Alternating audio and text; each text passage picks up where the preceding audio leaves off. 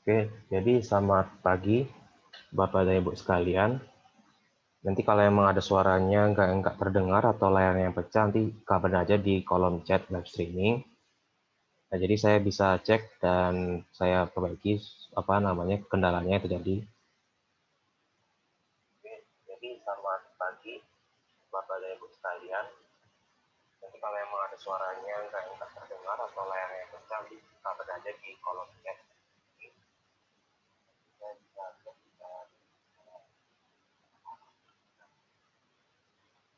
Oke, jadi kita mulai pada pagi hari ini, kita akan bicara tentang investasi saham 101 yang akan dibawakan oleh saya, Prima Bintang, co-founder dari Baja Saham Indonesia.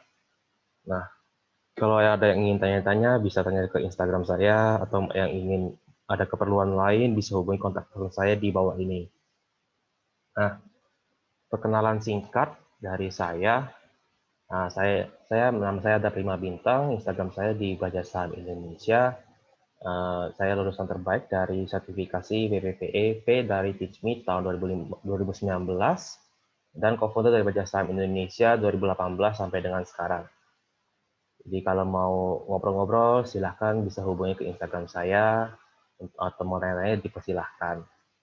Nah, pada kesempatan pagi hari ini kita akan membahas 3 materi sederhana. Yang pertama, investasi saham dari nol, pengenalan analisis fundamental untuk pemula, cara belajar investasi saham. Nah, yang pertama, sebelum mulai investasi saham, tentunya saya lebih menyarankan Bapak dan Ibu dan teman-teman sekalian untuk memulai dengan perencanaan keuangan pribadi. Sebelum mulai investasi, mulailah dengan mengatur keuangan pribadi. Memastikan dana darurat tersedia 6 kali dari pengeluaran rutin per bulan jika masih sendiri, sampai dengan 12 kali pengeluaran rutin per bulan jika sudah berkeluarga. Nah, dana darurat ini bisa ditempatkan di reksadana pasar uang, deposito, ataupun emas. Nah, fungsinya itu untuk mengcover jika terjadi hal-hal yang tidak diinginkan supaya bisa di-cover oleh dana darurat. Nah, kemudian memastikan hutang cicilan tidak lebih dari 30% penghasilan bersih per bulan. Ini tujuannya supaya Bapak dan Ibu bisa menyisihkan dana supaya bisa untuk menyisihkan dana untuk tabungan, investasi, dan biaya sehari-hari, biaya rutinnya itu bisa porsinya lebih besar dan tidak mengganggu alokasi untuk tabungan pendidikan, untuk biaya melahirkan dan lain sebagainya, biaya pernikahan kayak gitu ya. Jadi tidak mengganggu perencanaan keuangan Bapak dan Ibu sekalian. Kemudian memastikan dana yang dipakai untuk investasi adalah uang yang dingin. Maksudnya adalah uang yang memang dialokasikan untuk investasi. Jadi bukan uang yang dipergunakan untuk kebutuhan sehari-hari. Misalnya uang SPP, uang untuk pernikahan yang sudah tersedia. Intinya uangnya itu sudah ada alokasinya, itu nggak boleh dipakai untuk investasi. Justru memang uang yang dingin yang digunakan untuk mempersiapkan kebutuhan di masa yang akan datang. Kayak gitu untuk investasi. Nah, hal ini tujuannya supaya Bapak dan Ibu sekalian itu dapat berinvestasi saham dengan tenang dan tidak panik menghadapi penurunan harga saham. Ya, seperti itu tujuannya tadi. Nah, secara sederhana, perencanaan keuangan pribadi ini membagi 3 pos alokasi. Yang pertama-tama, saya lebih menyarankan menyisihkan di awal untuk saving, yaitu untuk dana darurat, tabungan, dan investasi. Porsinya paling kecil, paling enggak 10% sampai dengan 40% dari penghasilan. Sisanya untuk kebutuhan sehari-hari, yaitu pos alokasi living untuk pengeluaran rutin untuk makan, belanja rutin, biaya rumah tangga, biaya listrik, telepon, langganan internet, biaya sekolah, KPR rumah, kredit mobil, kredit kartu kredit. Ini porsinya ya 40% sampai dengan 60% dari penghasilan per bulan.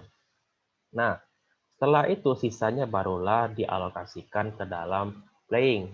Alokasi untuk hiburan kita bisa alokasi dari living dan saving. Playing ini maksudnya seperti belanja untuk kebutuhan ya katakanlah untuk keperluan yang non produktif untuk kesenangan pribadi kita lah untuk playing ini. Jadi sifatnya untuk kebutuhan tersier atau hiburan kita semata-mata, bukan untuk menunjang produktivitas kita bekerja. Ya, sifatnya itu yang alokasi yang playing. Nah, kenapa sih harus mulai investasi saham? Nah, alasan utama kenapa kita harus mulai investasi saham itu adalah karena adanya yang disebut dengan inflasi, atau bahasa sederhananya bisa dipahami itu adalah kenaikan harga barang atau jasa. Ambil contoh, burger di tahun 1997 harganya Rp4.600, dan di 2019 harganya itu Rp34.500 ya. Jadi dalam 22 tahun pertumbuhan harga burger ini adalah 650%. Atau rata-rata tingkat pertumbuhan harga burger per tahun adalah 30%. Nah, contoh yang lain adalah beras. Harga beras di tahun 2010 6.700 per kilogram. Dan di tahun 2019 harga berasnya 12.100 per kilogram. Artinya dalam 9 tahun pertumbuhan harga beras ini 81% atau setara dengan 9% per tahun kenaikan harga beras. Ini baru makanan. Kalau biaya pendidikan ataupun naik haji dan lain sebagainya, rata-rata biaya pendidikan, biaya pernikahan, itu inflasinya bisa mengalami kenaikan 10 sampai 10 sampai dengan 20% per tahun kenaikan biaya pernikahan dan kenaikan biaya pendidikan. Seperti yang kita sudah alami ya kayak gitu. Kita tentunya tahu biaya pernikahan setiap tahun pasti makin mahal. Kemudian biaya untuk naik haji juga pasti akan mahal, biaya untuk SPP pendidikan juga semakin mahal. Jadi tapi memang secara rata-rata inflasi itu Indonesia itu kenaikan harga itu paling nggak 5% per tahun. Kalau diambil secara rata-ratanya kayak gitu. Nah, dalam 10 tahun terakhir itu, imbal hasil dari saham itu rata-rata kalau dalam 10 tahun itu 15%, tapi kalau ditarik mundur sampai 30 tahun itu saham rata-ratanya 10 sampai 15% per tahun. Di mana obligasi negara, ini yang seperti ORI, suku retail dan lain sebagainya itu 8%. Kemudian deposito ya 6%, bisa juga di bawah itu, di bawah bunga deposito kan mengikuti dari BI Rate. Emas ini 4,5%, mirip-mirip dengan inflasi, tabungan ya 2%. Nah, inilah emas itu lebih cocok dikatakan sebagai pelindung nilai kekayaan dari inflasi. Tetapi memang emas akan mengalami kenaikan yang tinggi jika terjadi krisis ekonomi seperti yang terjadi di tahun 2020. Tetapi begitu juga sebaliknya, emas juga akan mengalami koreksi harga emasnya jika ekonomi kembali normal.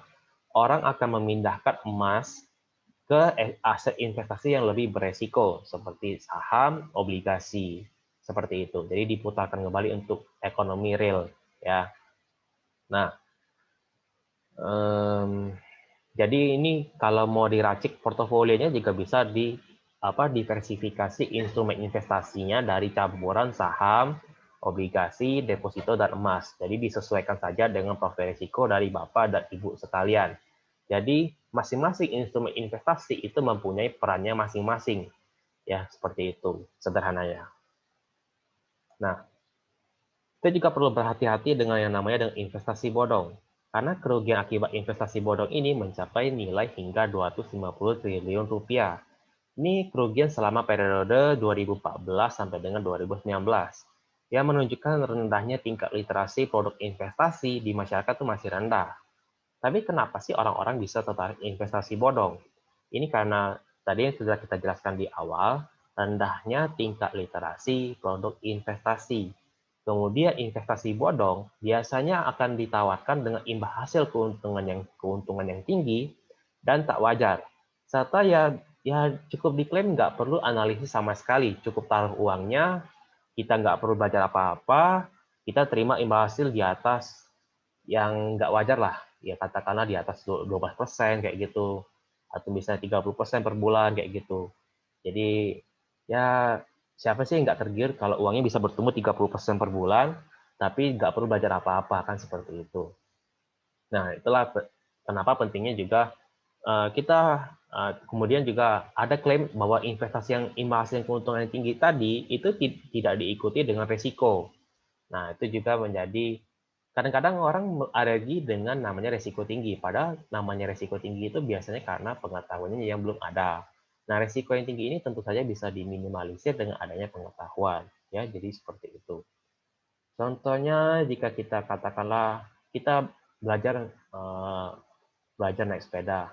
Belajar naik sepeda kita terjadi dari sepeda, jadi apakah sepedanya yang berbahaya atau karena kitanya yang belum punya ilmu untuk menaiki sepeda tadi? Tentunya itu kita bisa jawab secara sederhana, karena kita belum mempunyai ilmunya bagaimana cara mengendarai naik sepeda. Jadi bukan sepedanya yang berbahaya, ya seperti itu. Nah, inilah kenapa sebelum melakukan investasi, Bapak dan Ibu sekalian harus memastikan beberapa hal berikut ini. Pertama, memastikan legalitas izin resmi dari OJK atau Bapepti jika dia merupakan produk komoditas, atau Bank Indonesia jika dia merupakan produk perbankan. Itu bisa dihubungi ke call center masing-masing lembaga resmi tersebut. Kemudian memperhatikan bagaimana cara kerja produk investasinya, apakah logis dan masuk akal, dan apakah ada banyak bukti yang mendukungnya. Ketiga, tanyakan keuntungan investasinya seperti apa, dan resiko investasinya seperti apa. Itu yang harus kita tanyakan ketika kita ditawarkan produk investasi oleh orang lain. Ya, kayak gitu. Nah, kita masuk ke bagian apa itu saham. Saham adalah bukti kepemilikan perusahaan yang berbentuk perseroan terbatas, baik itu yang tertutup maupun yang terbuka. Maksud dari perusahaan perseroan terbatas yang terbuka ini adalah perusahaan yang sahamnya tercatat di Bursa Efek Indonesia. Nah, jika kita membeli saham perusahaan, kita menjadi pemilik perusahaan tersebut. Misalnya membeli saham BCA, berarti kita menjadi pemilik perusahaan PT Bank Sentral Asia Tbk, dan kita berhak untuk ikut RUPS Bank BCA. Nah, saham yang sudah kita beli ini, itu kita nggak perlu pusing-pusing gimana cara menyimpan sahamnya. Katakanlah untuk emas kan kalau jumlahnya udah 100 gram, sudah 1 kilogram, tentunya kita akan perlu memikirkan bagaimana cara untuk penyimpanan emasnya kayak gitu. Kalau saham itu sudah disimpan oleh Kustodian Sentral Efek Indonesia yang berfungsi sebagai gudang penyimpanan produk pasar modal. Penyimpanannya secara elektronik, jadi nggak perlu takut hilang kayak gitu. Sudah tercatat. Nah, kita masuk ke dalam definisi investasi saham. Investasi saham itu sendiri adalah upaya penanaman modal yang diberikan saham untuk mendapatkan keuntungan di kemudian hari. Jadi dengan berinvestasi, investor berharap keuntungan imbal hasil di masa yang akan datang. Nah, sedangkan kalau menurut Benjamin Graham, yang merupakan dosen dari investor sukses dunia, yaitu Warren Buffett, dia memberikan definisi bahwa investasi itu adalah kegiatan di mana seseorang melalui analisis yang lengkap menjanjikan keamanan uang investasi pokok dan imbal hasil yang cukup. Kegiatan yang tidak memenuhi kriteria ini adalah spekulatif. Sinonim dari kata spekulatif adalah judi, ya sederhananya seperti itu. Nah, kita masuk ke bagian opini negatif tentang investasi saham. Investasi saham butuh pengetahuan yang mendalam. Sebenarnya jika ingin mengikuti imbal hasil IHSG 10% sampai dengan 15% per tahun, maka analisis fundamental yang dibutuhkan relatif lebih sederhana.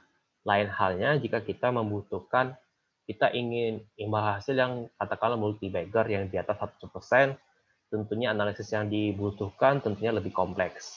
Tapi kalau Bapak dan Ibu sudah puas dengan imbal hasil 10% sampai dengan 15% per tahun, maka analisis fundamental yang dibutuhkan relatif lebih sederhana. Kemudian opini negatif yang berikutnya adalah membutuhkan uang yang banyak. Saat ini cukup dengan modal Rp100.000, Bapak dan Ibu sudah bisa membuka rekening saham dan memulai perjalanan investasi saham. Nah, kemudian adalah investasi saham adalah judi. Nah, jika Bapak dan Ibu sekalian itu membeli saham dengan analisis fundamental, maka Bapak dan Ibu sedang investasi. Artinya, Bapak dan Ibu menganalisis sebenarnya di balik dari perusahaan tersebut, apa bisnisnya, siapa manajemennya, bagaimana prospek bisnisnya ke depan. Artinya Bapak dan Ibu bersikap sebagai pelaku bisnis, melihat bagaimana prospek bisnis ke depannya. Jadi nggak asal-asal milih saham karena kata teman kita beli saham ini lagi hot nih, lagi bakal menghasilkan keuntungan cepat nih. Nah, itu yang bisa dikatakan sebagai judi, spekulasi. Bapak dan Ibu nggak analisis, ikut-ikutan membeli saham. Ya, seperti itu. Jadi bukan sahamnya yang judi, tetapi perilaku dari pelaku pasar modalnya yang memperlakukan saham seperti instrumen judi, seperti itu. Nah, resiko yang tinggi. Kadang-kadang juga kita mendengar bahwa jangan deh investasi saham itu resikonya tinggi. Resiko investasi saham ini sendiri itu dapat diminimalisir dengan analisis fundamental saham. Money management artinya mengatur bagaimana cara investasinya, bagaimana cara pembeliannya, kemudian waktu investasinya itu lebih dari 5 tahun, maka akan semakin memperkecil resiko investasi saham. Semakin panjang waktu investasi saham, maka resikonya semakin kecil.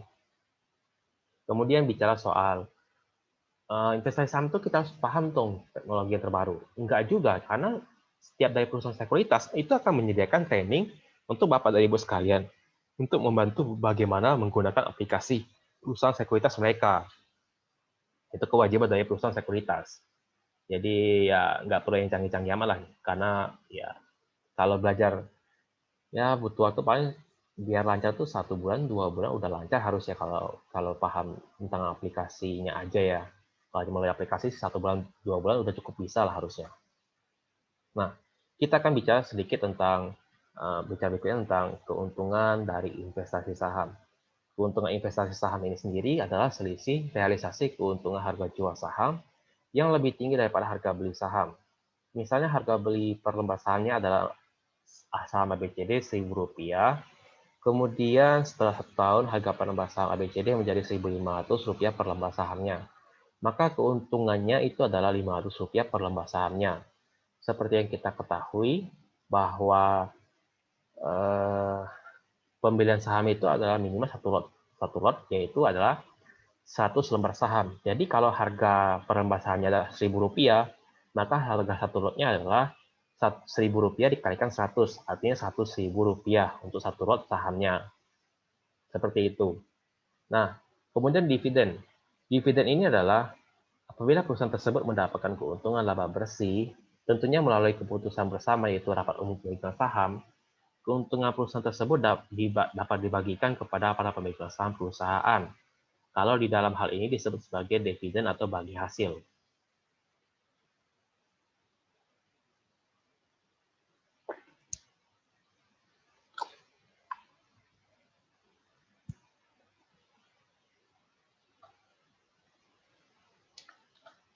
Nah, setelah kita bicara tentang keuntungan dari investasi saham, kita berikutnya akan bicara soal apa sih risiko dari investasi saham. Risiko dari investasi saham itu adalah capital loss, realisasi jual rugi, artinya harga jual saham itu lebih rendah dari harga beli saham. Misalnya harga beli per lembar sahamnya itu Rp1.500, setelah 1 tahun, harga per lembar sahamnya itu karena kinerja fundamentalnya buruk atau sentimen negatif sesaat, itu menjadi Rp1.000, dan kita menjual rugi, maka kerugiannya adalah Rp500 per lembar sahamnya. Kayak gitu. Tetapi, sama seperti halnya dengan capital gain, itu kalau belum dijual sahamnya itu masih bersifat floating profit kalau capital gain. Kalau capital loss itu masih dikatakan sebagai floating loss atau potential loss. Kalau yang capital gain itu potential profit atau floating profit, artinya belum direalisasikan. Ya, seperti itu. Nah, kemudian resiko likuidasi. Jika perusahaan yang sahamnya kamu beli bangkrut, maka uang yang kita tanamkan, kita belikan saham tersebut akan hangus. Nah, inilah pentingnya untuk meminimalisir resiko-resiko investasi saham, inilah yang pentingnya tentang analisis fundamental saham. Nah, kita masuk ke bagian poin. Ini cara sederhana untuk investasi saham bagi Bapak dan Ibu sekalian yang ingin menghasilkan imbal hasil ya 10-15% per tahun. Tapi minimal waktu investasinya itu disarankan di atas 5 tahun ya, seperti itu. Nah, langkah pertama adalah Bapak dan Ibu harus membuka rekening efek di perusahaan sekuritas atau rekening saham. Karena kita nggak bisa datang ke kantor Bursa Efek Indonesia terus bilang kita mau beli sahamnya. Tentu saja kita harus membeli saham itu melalui perusahaan sekuritas yang menjadi anggota Bursa Efek Indonesia dan juga memiliki izin dari Otoritas Jasa Keuangan. Di mana perusahaan sekuritas ini adalah sebuah perusahaan yang merupakan anggota Bursa Efek yang bergerak dalam transaksi sekuritas atau jual beli efek. Maksudnya efek di sini adalah surat berharga seperti saham dan obligasi. Sederhananya, perusahaan sekuritas merupakan jembatan antara investor, masyarakat umum, dengan pasar modal. Nah, perusahaan ini memiliki lisensi khusus dari Otoritas Jasa Keuangan.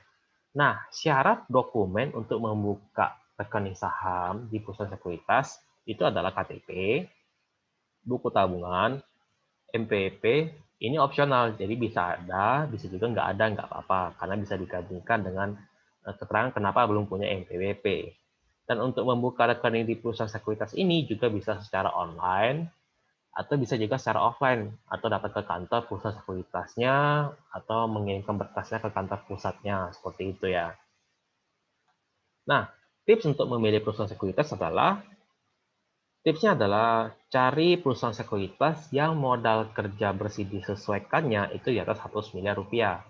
Ini untuk mencegah bahwa ketika terjadi koreksi IHSG ataupun hal lain sebagainya, itu ada beberapa perusahaan sekuritas yang berhenti disuspend, dibekukan oleh Bursa Efek Indonesia. Saya nggak perlu sebut namanya perusahaan sekuritasnya apa, tapi untuk mencegah hal-hal yang seperti itu, perusahaan sekuritasnya disuspend, sehingga nasabah perusahaan sekuritas tersebut tidak bisa transaksi beli jual saham.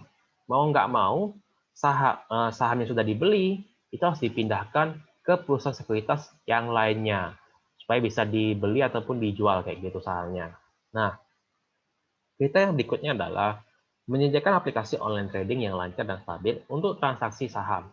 Ini tujuannya adalah supaya Bapak dan Ibu sekalian bisa beli dan jual saham di mana saja sepanjang jam transaksi perdagangan berlangsung. Kalau Bapak dan Ibu input perintah beli atau perintah jual di luar jam transaksi perdagangan saham, itu maka akan diinputnya di jam transaksi perdagangan saham, kayak gitu. Kemudian juga kita untuk pemula memang kita juga butuh riset analis untuk membantu kita dalam proses analisis ataupun menghimpun data-data yang kita butuhkan untuk dianalisis lebih lanjut. Jadi juga coba ditanyakan apakah dia mendukung riset analis, baik itu riset analis fundamental ataupun itu riset analis tentang teknikal kalau kita mau trading saham. Nah, kemudian menyediakan edukasi rutin untuk nasabahnya. Nah, itu juga menjadi poin plus kalau perusahaan sekuritasnya rutin menyediakan edukasi rutin untuk nasabahnya. Free biaya bulanan, atau jika biaya real-time market info-nya juga free. Ini menjadi poin kalau Bapak dan Ibu sekalian mau melakukan yang namanya lebih sering transaksi perdagangan saham. Kayak gitu. Tapi kalau Bapak dan Ibu untuk investasi, poin yang ini bisa jadi nggak terlalu dihilangkan juga nggak apa-apa. Kayak gitu. Diabaikan ya.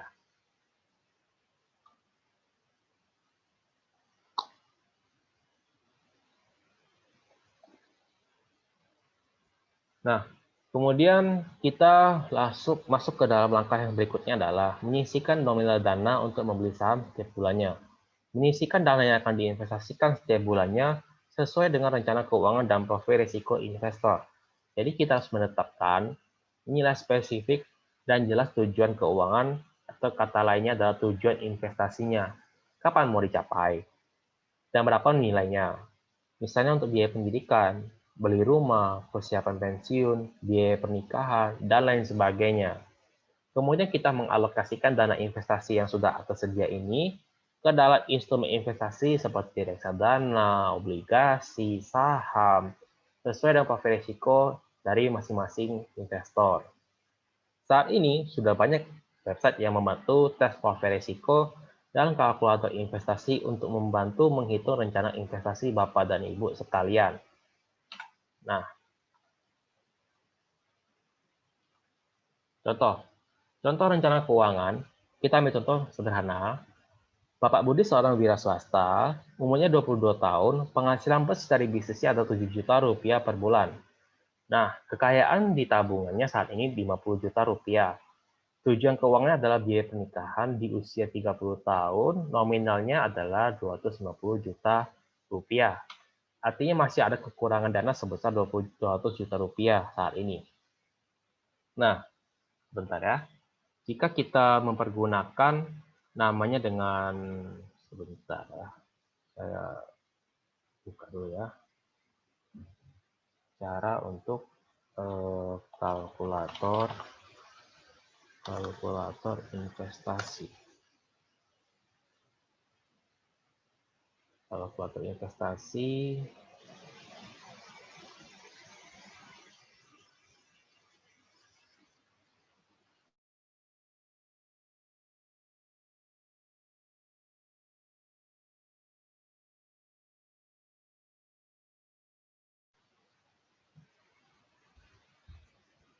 Nah, bentar ya. Jadi kalau kita misalnya tadi kan 250 juta ya, kekurangan dana. Waktu persiapannya, oh iya, sebelumnya saya harus kasih disclaimer dulu bahwa saya nggak disponsori oleh Indo Premier Sekuritas.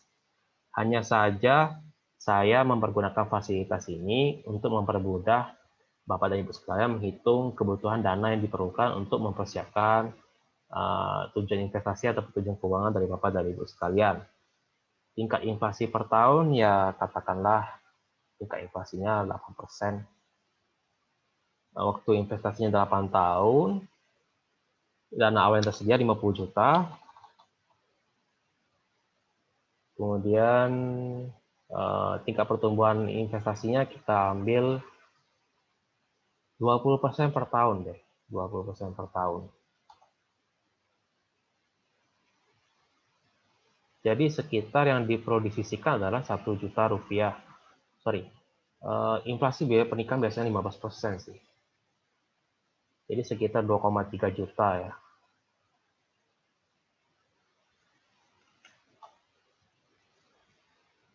%, ya, jadi kalau inflasinya kita anggap aja 10%, biaya pernikahan naik setiap tahunnya, maka dari berdasarkan hasil perhitungan, maka tingkat dana investasi yang kita perlu untuk investasikan rutin setiap bulannya adalah 1,3 juta rupiah. Atau kita pembulatan sekitar 1,4 juta rupiah ya. Kemudian jika dana investasinya ini imbasnya 7% per tahun, kita coba set tingkat investasi per tahun, itu artinya kita perlu menginvestasikan rutin 3,5 juta rupiah per bulan setiap bulannya selama 8 tahun. Artinya kan di tahun yang 8 tahun kemudian, itu biaya pernikahannya kan nggak mungkin 250 juta lagi, karena 250 juta ini adalah biaya pernikahan saat ini. Di 8 tahun kemudian, biaya pernikahannya akan membengkak menjadi 535 juta rupiah. Nah, maka itulah jumlah yang berdasarkan kalkulator ini, kita harus menginvestasikan 3,5 juta rupiah kalau kita lebih konservatif.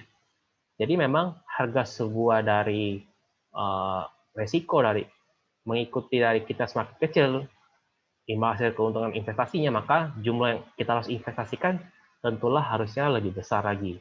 Tetapi jika nilai investasinya itu imbal hasil keuntungannya 20% per tahun, maka jumlah yang diinvestasikan itu semakin kecil kayak gitu setiap bulannya.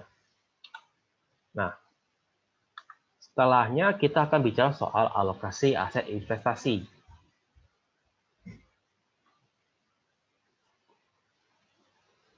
Di mana alokasi aset investasi ini di setiap instrumen investasi akan ditentukan oleh 3 faktor utama.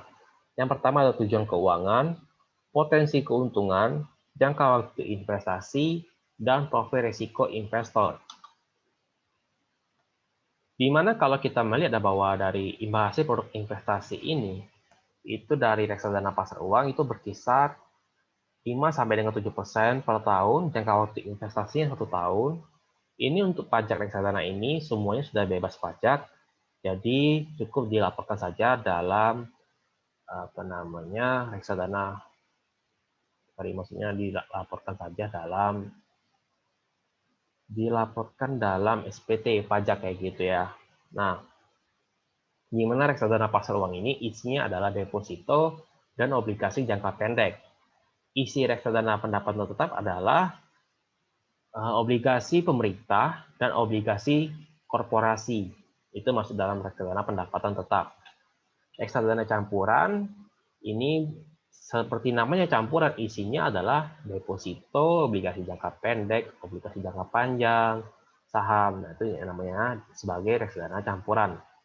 Waktu investasinya di atas 5 tahun, kalau reksadana pendapatan tetap 5% sampai dengan 15% per tahun.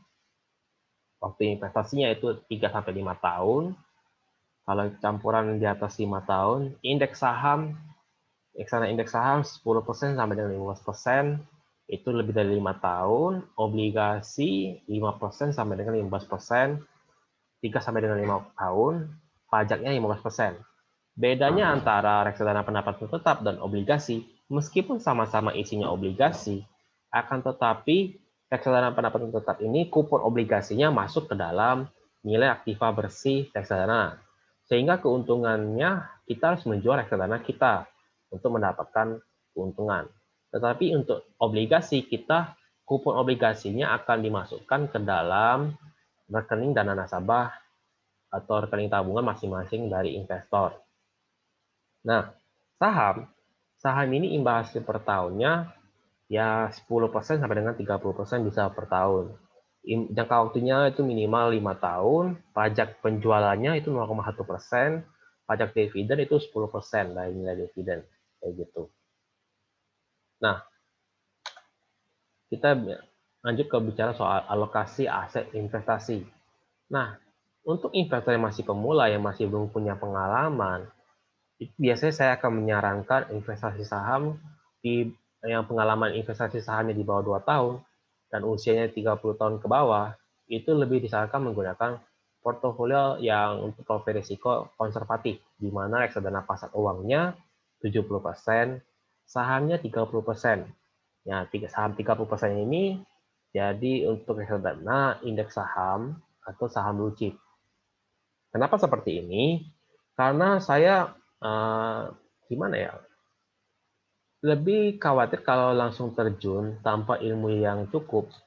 Khawatirnya saya, Bapak dan Ibu sekalian, nanti akan mengalami yang disebut dengan trauma berinvestasi saham. Karena mengalami floating loss, ya saham juga bisa minus 10%, minus 20%, bahkan bisa minus 50% kalau di bulan Maret kemarin. Nah itu kadang-kadang akan membuat trauma dan ujungnya nggak akan mau investasi saham lagi. Jadi sambil menimba ilmunya, ya gunakan aja ini dulu yang saya sarankan. Untuk investor yang sudah pengalaman investasi sahamnya di atas 2 tahun, usianya juga masih di bawah 30 tahun, profil risikonya agresif. Nah, saham bisa 70%, dibagi lagi menjadi 20% saham blue chip dan 80% saham second liner. Nanti saya akan jelaskan definisi tentang saham blue chip dan saham second liner di slide berikutnya. Nah, sisanya barulah reksadana pasar uang. Ya, seperti itu. Nah, mungkin muncul pertanyaan, kalau reksadana pasar uang, pilih yang mana, Pak? Ya, kalau saya lebih merekomendasikan Sukor Invest Money Market Fund, di mana dana aset under management ini, AUM ini, dana kelolaannya itu 6,71 triliun rupiah, biaya pengelolaan reksadananya itu sangat efisien, 0,67%, kemudian risikonya rendah, dan kita bisa melihat bahwa alokasi asetnya ini ditaruh di dalam deposito dan secara kas, sisanya obligasi jatuh tempo di bawah 1 tahun. Ini portofolio dari reksadana pasar uangnya diletakkan dalam instrumen apa saja uang kita yang kita kumpulkan tadi oleh manajer investasinya, Sukor Asset Management, itu diletakkan di instrumen investasi apa saja. Kita bisa lihat ini obligasi Indah Kiat Paper, obligasi Indonesia Exim Bank, obligasi pemerintah RI, kemudian deposito di Bank BRI Agro, deposito di Bank BPD Jambi. Nah, tapi kalau memang Bapak dari ingin reksadana pasar uang yang syariah, mungkin bisa memilih Sukor Invest Syariah Money Market Fund yang isinya ya instrumen pasar uang yang syariah. Artinya Sukuk itu nama lainnya obligasi syariah yang berbasiskan ekonomi syariah dan deposito syariah. Sukuk Adira Dinamika Multi Finance, Aneka Gas Industri, Sarana Multi Infrastruktur, deposito syariah di BJB Syariah, deposito syariah di DKI Syariah. Di mana biaya pengelolaan pun itu nggak jauh beda dengan kakaknya yang sama-sama dari Sukor Asset Management, itu 0,45%. CAGR-nya pun 7,11%, 7,27%. Jadi ya bersaing lah kayak gitu. Nah, kalau pertanyaan yang lainnya, untuk reksadana yang lainnya, katakanlah untuk pendapatan tetap, itu bisa memilih ABF Indonesia Bond Index Fund. Kemudian reksadana saham yang katakanlah reksadana indeks saham yang indeks 30, BNI AM indeks 30. Yang AUM-nya 658 miliar, terakhir saya cek. Nah, kalau reksadana syariah, itu bisa memilih Sukor Invest Syariah Money Market Fund, meskipun ya kalau ya misalnya terkendala ya karena nggak bisa milih yang reksadana yang konvensional ini, ya kan? Reksadana konvensional ini terkendala, pilihnya reksadana syariah mau nggak mau. Spring Syariah Fixed Income, isinya obligasi syariah semua. Ini total dana kelolaannya 572 miliar. Ini Sukor Invest Syariah Equity Fund, dana kelolaannya 149 miliar rupiah. Nah, seperti itu ya kurang lebih reksadana syariah. Nah, kalau ingin buka reksadana ya silahkan bisa mempergunakan kode referral ini yang saya bisa kirimkan ke link sebentar ya. Saya kirimkan ke link streaming YouTube ya. Bentar ya. Saya kirimkan ke link streaming YouTube.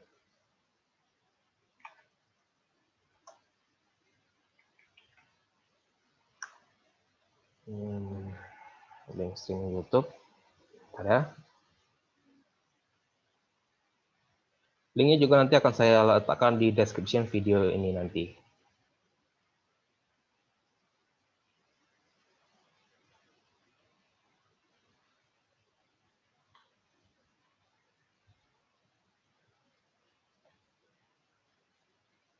Oke, kita lanjut ya. Kita lanjut ke bagian berikutnya. Kemudian langkah berikutnya adalah menyetor dana secara rutin ke RDN kita. Menyetor dana secara rutin ke RDN. RDN ini adalah rekening dana nasabah atau rekening dana investor yang merupakan rekening penampungan yang dibuatkan khusus atas nama nasabah di bank yang menjadi partner perusahaan sekuritas. Untuk keperluan nasabah bertransaksi di pasar modal. Fungsinya menampung uang dari nasabah untuk membeli saham atau menampung uang hasil penjualan saham. RDN ini tidak dikenakan biaya administrasi. Nah, tidak mendapatkan buku tabungan serta kartu ATM. Dan nasabah akan mendapatkan mutasi rekening koran setiap bulannya yang akan dikirimkan ke email masing-masing pribadi yang didaftarkan pada saat pembukaan rekening perusahaan sekuritas. Ya, ini RDN ini melindungi investor dari penyalahgunaan dana oleh perusahaan sekuritas. Jadi nggak ada penyalahgunaan dana dari perusahaan sekuritas ya seperti itu. Melindungi dari investor itu fungsi RDN. Jadi kalau mau transfer RDN-nya ke atas nama RDN nasabah kayak gitu. Nah, kayak gitu. Jadi ada pemisahan kepemilikan rekening dari investor dan sekuritas itu terpisah. Sehingga ada kepastian untuk nasabah dananya tidak tercampur dengan dana milik nasabah lain atau dana milik perusahaan sekuritas. Jadi keamanan investor itu dijamin kayak gitu. Dana yang dikirimkan ke RDN. RDN ini sudah menjadi suatu kewajiban yang harus dipenuhi oleh investor agar dapat bertransaksi di Bursa Efek Indonesia. Untuk mengisi RDN ini, itu bisa melalui ATM, teller, transfer mobile banking, dan lain sebagainya. Jika transfer dari rekening bank yang berbeda dengan rekening RDN, biasanya akan dikenakan biaya transfer antar bank Rp6.500. Nah, masuk ke langkah yang keempat itu adalah menentukan saham yang ingin dibeli. Kita memilih minimal 5 saham di industri yang berbeda. Kalau masih bingung saham mana yang dijadikan referensi, bisa pilih saham-saham menjadi penghuni indeks saham LQ45, indeks 80, indeks 80, Kompas 100. Ini merupakan indeks-indeks saham yang liquid. Kalau inginnya saham syariah, bisa milih dari saham-saham Jakarta Islamic Index, Jakarta Islamic Index 70. Datanya bisa dilihat di link berikut ini. Nah, kita masuk ke bagian pengenalan analisis fundamental. Analisis fundamental itu adalah analisis yang mempelajari kondisi fundamental perusahaan, kinerja perusahaan, rasio keuangan perusahaan, persaingan usaha, industri perusahaan, makroekonomi negara dan global, dan umumnya dipergunakan oleh investor untuk menentukan saham mana yang ingin dibeli, disimpan, ataupun dijual. Nah, ini kan memang definisinya kan terlalu luas ya, definisi yang berikut ini. Tapi kalau kita mau menyederhanakannya untuk menghasilkan imbal hasil 10% sampai 15% per tahun, ya mungkin Disederhanakannya, tren yang kita perhatikan adalah kondisi pertumbuhan pendapatan, laba kotor, laba operasional, laba bersih dalam 5 tahun terakhir trennya selalu bertumbuh, kayak gitu. Kemudian memperhatikan perbandingan hutang terhadap ekuitas, kemampuan membayar hutang perusahaan, misalnya rasio DER atau current ratio, perolehan margin laba bersih, margin laba operasional, margin laba kotor, bagaimana net profit margin, operating profit margin, gross profit margin, kemudian rasio-rasio laporan keuangan ROE dan ROA, kemudian price earning ratio, price book value ratio, nah, itu yang sederhananya seperti itu. Nah, kita masuk ke bagian pembagian saham berdasarkan kapitalisasi pasarnya. Kapitalisasi pasar ini menunjuk kepada istilah untuk harga dari keseluruhan bisnis dari perusahaan jika seseorang ingin membeli 100% kepemilikan saham perusahaan tersebut. Cara menghitungnya adalah jumlah lembar saham beredar perusahaan dikalikan harga saham perusahaan terbarunya. Biasanya di aplikasi RTE Bisnis atau Stockbit itu sudah menyediakan data market cap dari sebuah perusahaan, ya kayak gitu. Nah, berdasarkan kapitalisasi pasarnya, itu saham-saham dibagi menjadi saham blue chip yang kapitalisasi market cap-nya di atas 40 triliun. Perusahaannya ini ukurannya udah besar, matang bisnisnya, serta nama perusahaannya itu terkenal kayak gitu. Bahkan yang bukan investor pun itu juga tahu nama perusahaan tersebut. Pendapatan dan laba bersihnya relatif lebih stabil, tapi pertumbuhan pendapatan dan laba bersihnya terbatas. Tujuan dari investasi saham blue chip ini biasanya untuk hari tua atau diwariskan ke anak cucu, ya seperti itu. Nah, kemudian kategori berikutnya adalah saham second liner, di mana market cap-nya ini 1 triliun sampai dengan 40 triliun rupiah. Nah, perusahaan ini ukurannya menengah dan masih dalam proses bertumbuh bisnisnya. Laba bersihnya kurang stabil, tapi pertumbuhannya relatif lebih tinggi, pertumbuhan pendapatan maupun laba bersihnya. Tujuannya ini untuk capital gain yang relatif lebih besar daripada saham-saham blue chip ya, biasanya seperti itu. Nah, berikutnya adalah saham third liner atau biasanya disebut dengan saham lapis 3. Market cap-nya di bawah 1 triliun, perusahaannya ukurannya kecil, masih dalam proses bertumbuh bisnisnya, pendapatan dan laba bersih sangat kurang stabil, pertumbuhan pendapatannya bisa relatif lebih tinggi daripada saham-saham jenis lainnya. Akan tetapi, yang bagi pemula, kalau boleh saran, ya jangan dulu investasi di saham-saham jenis ini. Apalagi kalau fundamentalnya buruk, karena volatilitas harga sahamnya ini tinggi, dan juga likuiditasnya biasanya kurang begitu liquid sahamnya. Likuiditas itu bicara soal sahamnya itu mudah diperjualbelikan ya, seperti itu. Nah, oke. Nah, setelah itu kita akan bicara soal kalau kita menganalisis fundamental perusahaan tentunya ada dokumen yang dianalisis. Nah, itu adalah laporan keuangan, laporan tahunan, public expose, yang kita bisa dapatkan gratis di idx.co.id di link yang berikut ini, atau website resmi perusahaan TBK, ya seperti itu. Nah, tips untuk investasi saham untuk pemula. Membeli saham yang kita pahami model bisnisnya seperti apa. Memulai investasi saham dengan membagi portofolio menjadi 5 saham di industri yang berbeda. Memilih saham blue chip untuk investasi lebih dari 10 tahun.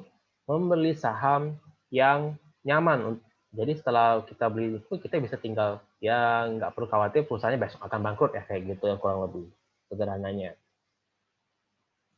Kemudian membeli saham rutin setiap bulannya selama 10 tahun lebih kayak gitu. Ini kan kalau bicara soal Bapak dan Ibu puas dengan imbal hasil 10 sampai dengan 15% per tahun dari investasi saham ya, seperti itu. Nah, ini contoh 50 perusahaan terbesar dengan market kapitalisasi di kuartal 3 2020. Nah, ini kita bisa lihat misalnya,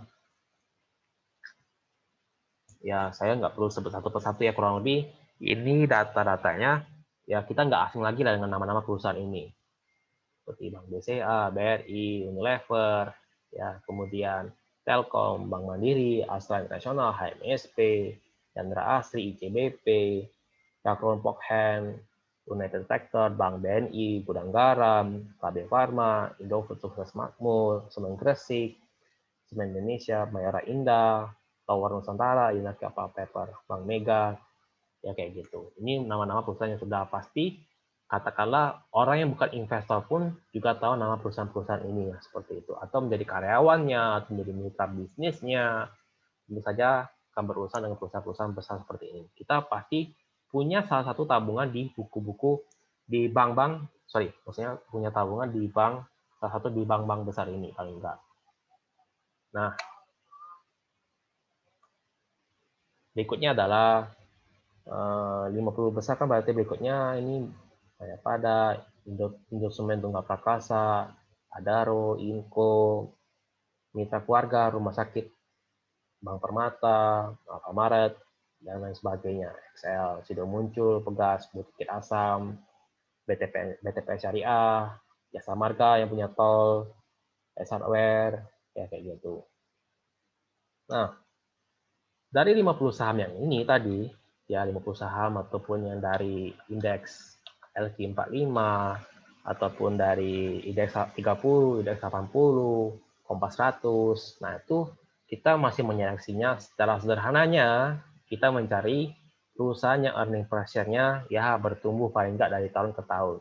Karena EPS yang bertumbuh dari tahun ke tahun itu menandakan penjualan yang semakin bertumbuh dan laba bersih yang semakin bertumbuh. Itu baru tanda awal. Nah, kemudian ROE-nya yang juga laba bersih dibandingkan dengan ekuitas perusahaan.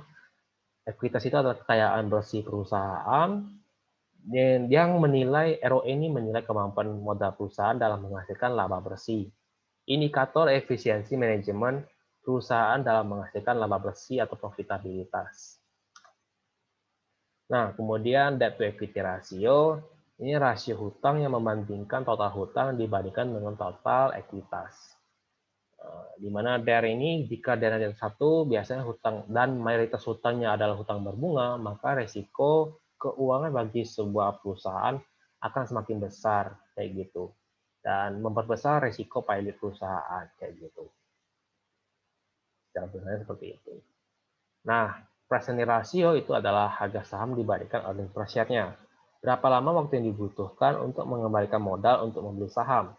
Kayak gitu. Jadi misalnya price earning ratio 10 tahun, artinya kalau earning per share-nya nggak bertumbuh, maka dibutuhkan waktu 10 tahun untuk balik modal secara pembukuan, ya seperti itu. Bagaimana kita menilainya price earning ratio? Kita bisa membandingkan dengan PER industrinya maupun PER historisnya. Kemudian price to book value ratio, di mana harga saham ini dibandingkan dengan ekuitas atau nilai buku per lembar sahamnya.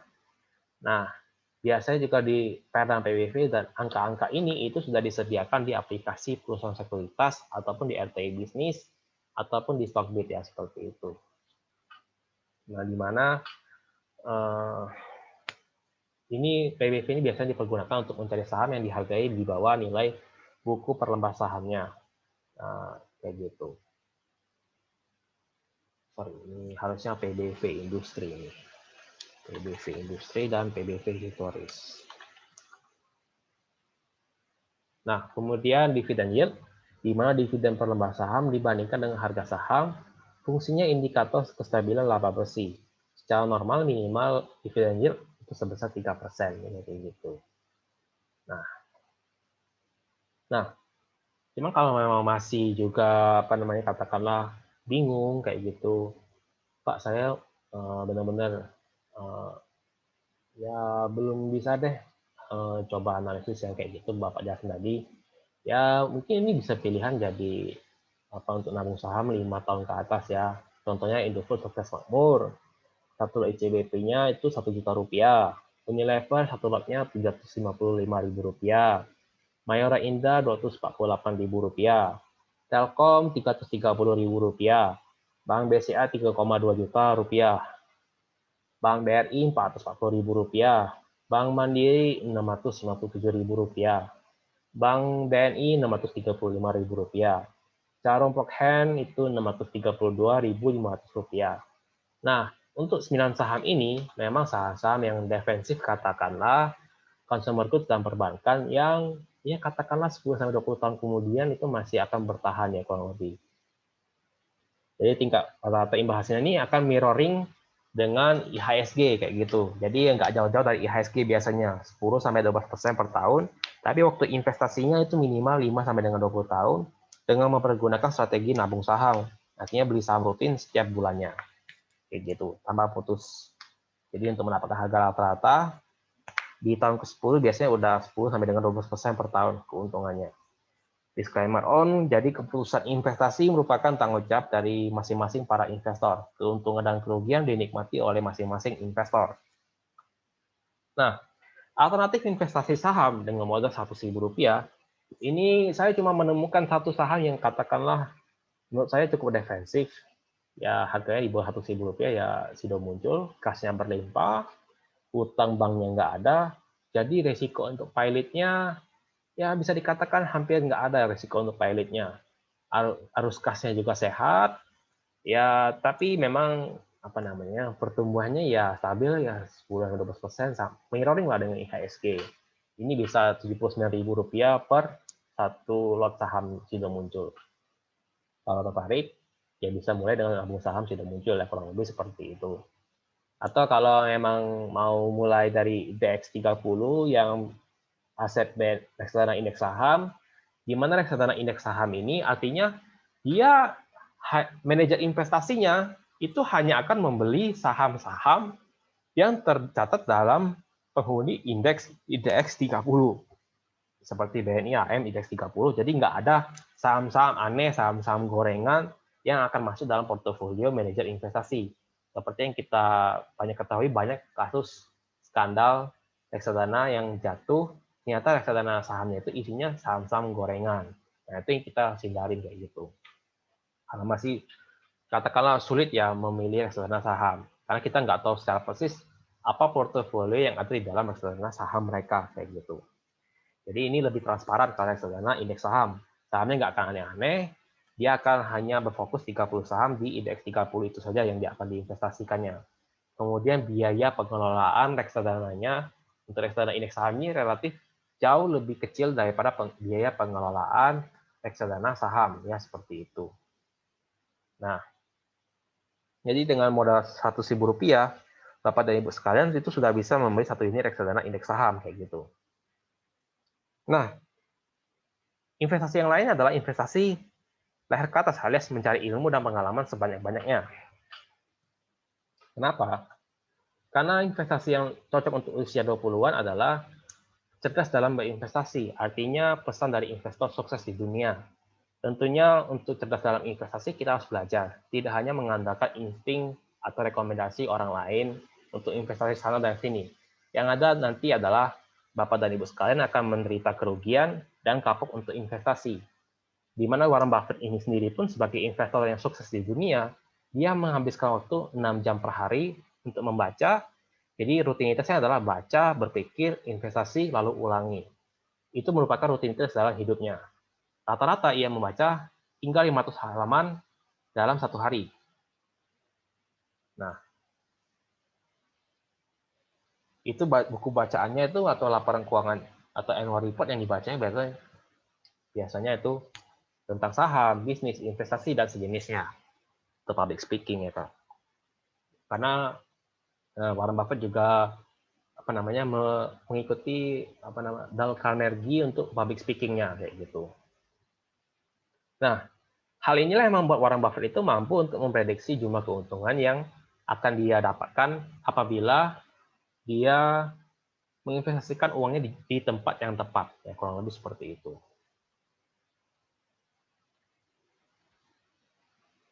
Untuk pertanyaan nanti akan saya jawab di bagian sesi pertanyaan Q&A ya. Nanti setelah selesai materi yang saya sampaikan ini. Nah, ternyata orang-orang sukses di dunia ini memiliki kesamaan, yaitu mendisiplinkan diri untuk terus belajar. Artinya dengan kata lain mereka berinvestasi untuk ilmu sebanyak-banyaknya, pengalaman yang sebanyak-banyaknya. Sederhananya, jika membangun sebuah rumah pada usia 20-an tahun, itu membangun pancang atau tiangnya. Meluangkan waktu berinvestasi pada kursus, seminar, kelas online, baca buku, kegiatan lain yang membuat otak kita berisi penuh kayak gitu. Melatih daya pikir kritis kemampuan melihat peluang investasi dan mengambil keputusan. Inilah modal penting sebelum kita lanjut ke investasi saham, emas, properti, dan lainnya. Tapi kalau reksadana sih relatif lebih sederhana ya, nggak terlalu kompleks harusnya. Nah, meluangkan waktu ini, kita meluangkan waktu dari uang kita sisihkan per bulan, itu untuk ikut training yang kita minati bidangnya sesuai dengan profesi kita sebulan sekali. Dengan ilmu yang lebih banyak, Bapak dan Ibu sekalian bisa menghasilkan uang yang lebih banyak dari aktif income. Aktif income ini adalah penghasilan aktif dari pekerjaan utama kita, bisnis sampingan ataupun pekerjaan sampingan. Dampaknya adalah semakin banyak uang yang kita bisa persiapkan untuk dialokasikan sebagai dana investasi di reksadana, obligasi, saham, emas maupun properti, ya kurang lebih seperti itu. Nah, cara sederhana berikutnya adalah untuk menilai saham mana yang layak untuk investasi, itu adalah ya kurang lebih seperti inilah ya. UNVR, di mana lebih dari 1 juta penduduk Indonesia setiap hari menggunakan produk Unilever. Kayak gitu. Jadi supply-nya itu ya terus berkelanjutan ya, walaupun pertumbuhannya mungkin nggak akan double digit paling nggak.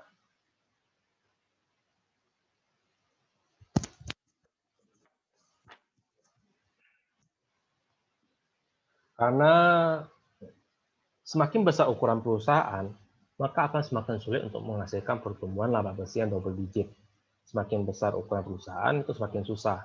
Jadi, logikanya, pertumbuhan bisnis perusahaan semakin besar, kalau negara saja PDB-nya itu paling bertumbuh 5% per tahun, itu aja udah bagus kalau negara pertumbuhan PDB-nya 5% per tahun. Kalau bisnis yang sudah besar ya berarti ya nggak jauh-jauh dari 5% per tahun pertumbuhan laba bersihnya. Kalau bisnisnya sudah mature dan besar kayak gitu ya sederhananya. Nah, KB Pharma. Di mana semua orang ini membutuhkan obat bila sedang sakit, KB Pharma biasanya salah satu produk favorit untuk obat-obatan.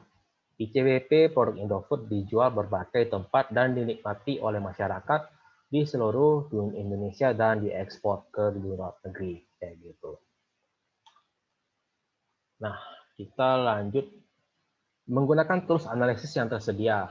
Jadi untuk menggunakan analisis tools yang tersedia tadi yang kayak EPS, return on equity, kemudian debt to equity ratio, PR dan PBV, secara sederhana menilai dari perusahaan tersebut, kita bisa dapatkan data-datanya di RTI Bisnis, Stockbit, Bloomberg, aplikasi perusahaan sekuritas, dan lain sebagainya. Ambil contoh ini contoh praktek sederhana dari analisis fundamental ya, sebentar ya. Kita coba praktekkan sederhana. Sebentar. Kita praktekkan sederhana.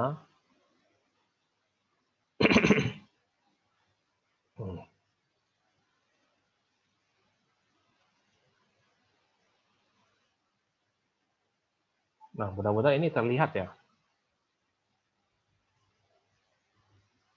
Mudah-mudahan ini terlihat ya. Praktek sederhana dari Bank BNI ya. Bank BNI.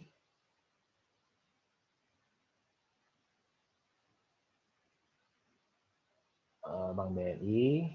Di mana Bank BNI ini kalau kita mau cari datanya ya, data praktek analisis fundamental yang sederhana, kita ambil kaca pembesar yang di atas kanan, kemudian kita ketik kode sahamnya, ya, kemudian kita geser, sorry nggak kelihatan ya, sorry. Kita ulangin ya, jadi ambil kaca pembesarnya, ketik kode sahamnya diinginkan, lalu geser ke bagian case statistik. Nah, ini terlihat dari data-data yang kita bahas tadi tentang earning per share, kemudian debt to equity ratio, kemudian ROE, kemudian PRP dan PBV, ya seperti itu. Nah, di mana earning per share ini kita mau melihat bahwa tren pertumbuhan EPS. Nah, memang di tahun 2020 kita sama-sama mengetahui ada pandemi COVID-19 yang hanya terjadi 1 tahun sekali kalau pandemi ini. Jadi wajar saja kalau laba bersihnya itu ya menurun kayak gitu. Di mana Bank BNI melakukan pencadangan CKPN, cadangan kerugian penurunan nilai CKPN-nya untuk mengantisipasi kredit macet yang meningkat ya kayak gitu. Nah, tapi setelah katakanlah pandemi COVID-19 selesai, maka kinerja BBNI kita bisa asumsikan dapat pulih kembali, kan seperti itu sederhananya. Nah, kemudian kita melihat berikutnya dari, sebentar ya, saya matikan dulu notifikasinya.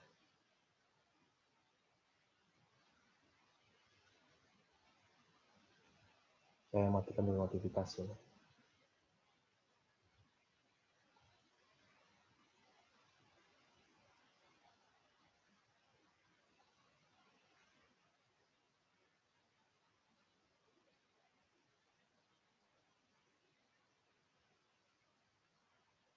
Saya matikan dulu notifikasinya. Nah, ini lanjut ke bagian earning per share, kemudian book value per share.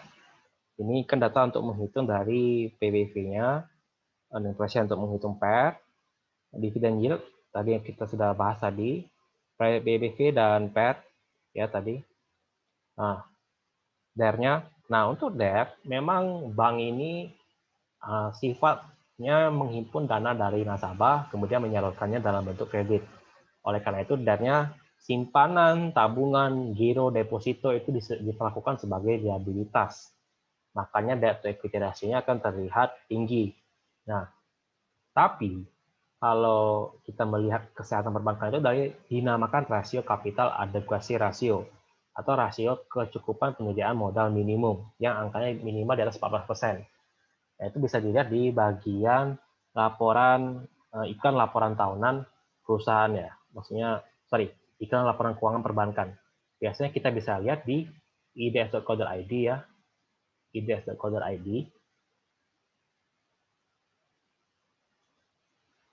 ids.co.id, bagian keterbukaan informasi.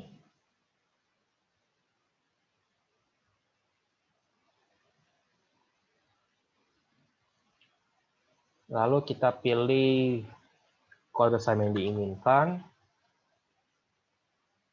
Lalu laporan keuangan. Cari penyampaian iklan bukti laporan keuangan. Nah, biasanya di penyampaian bukti iklan laporan tahunan inilah kita bisa melihat rasio-rasio dari laporan keuangan perbankan.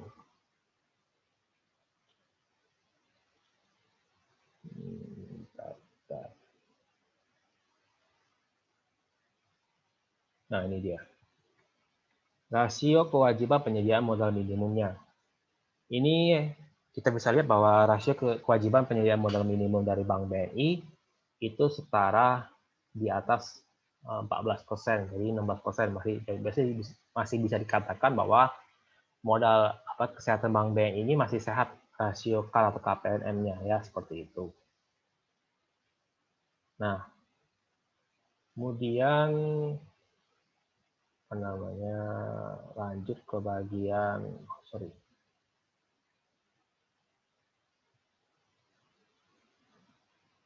Nah, kalau kita mau perhatikan juga bahwa dari tahun yang lain ya, misalnya kita mau lihat laporan tahunan,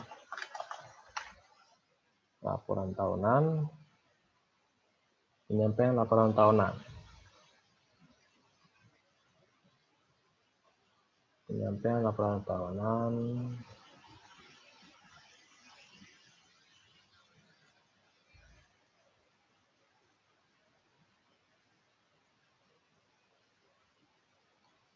Nah, kalau kita mau lihat historis kisah kinerja keuangannya, kita juga bisa lihat dari laporan tahunan perusahaan. Jadi misalnya dari kisah keuangan, kita bisa lihat bahwa, nah, yang seperti kita lihat bahwa ROE-nya di dalam 5 tahun terakhir ya, dalam persentase, itu kita bisa lihat bahwa ROE-nya itu stabil di 14%, 16%, ya di atas 14% artinya. Tapi kalau kita lihat dari ini, kan seolah-olah ROE-nya hanya 5%, maka akan terlihat jelek ya perusahaan ini. Jadi tergantung dari asumsi yang akan dipergunakan dari Bapak dan Ibu sekalian. Apakah kinerja BBNI akan pulih atau tidak di masa yang akan datang? Kalau asumsi Bapak dan Ibu sekalian, BBNI akan pulih, maka mungkin saat ini BBNI sedang under value. Seperti itu sederhananya. Tapi kalau misalnya asumsi Bapak dan Ibu sekalian, BBNI kinerjanya akan sulit untuk pulih, maka berarti mungkin saja BBNI sedang tidak under value. Seperti itu. Nah, kemudian kita masuk ke bagian, setelah kita, katakanlah asumsi kita bahwa BBNI itu merupakan saham yang bagus ya, katakanlah seperti itu. Nah, bagaimana cara sederhananya untuk menilai harga wajar dari BBNI? Ini cara sederhananya yang nggak terlalu kompleks dibandingkan dengan metode DCF ataupun metode Benjamin Graham. Benjamin Graham sebenarnya nggak terlalu kompleks, yang lebih kompleks itu biasanya DCF, karena menentukan discount rate sama ya berapa arus kas yang akan dihasilkan dalam periode berikutnya seperti itu. Nah, kita mempergunakan standard deviation, standar penyimpangan, di mana mean PE standard deviation ini PE rasio rata-rata 10 tahun terakhir dari Bank BNI, dan ini mean PE standar rasio rata-rata dari Bank BNI 1,65. Tentu saja kalau kita mempergunakan data dari, katakanlah, ini datanya saya ambil dari Stockbit ya. Saya ambil dari Stockbit. Kalau kita mau lihat ya, kalau kita mau praktekkan dari ini, datanya saya ambil dari, sebentar ya.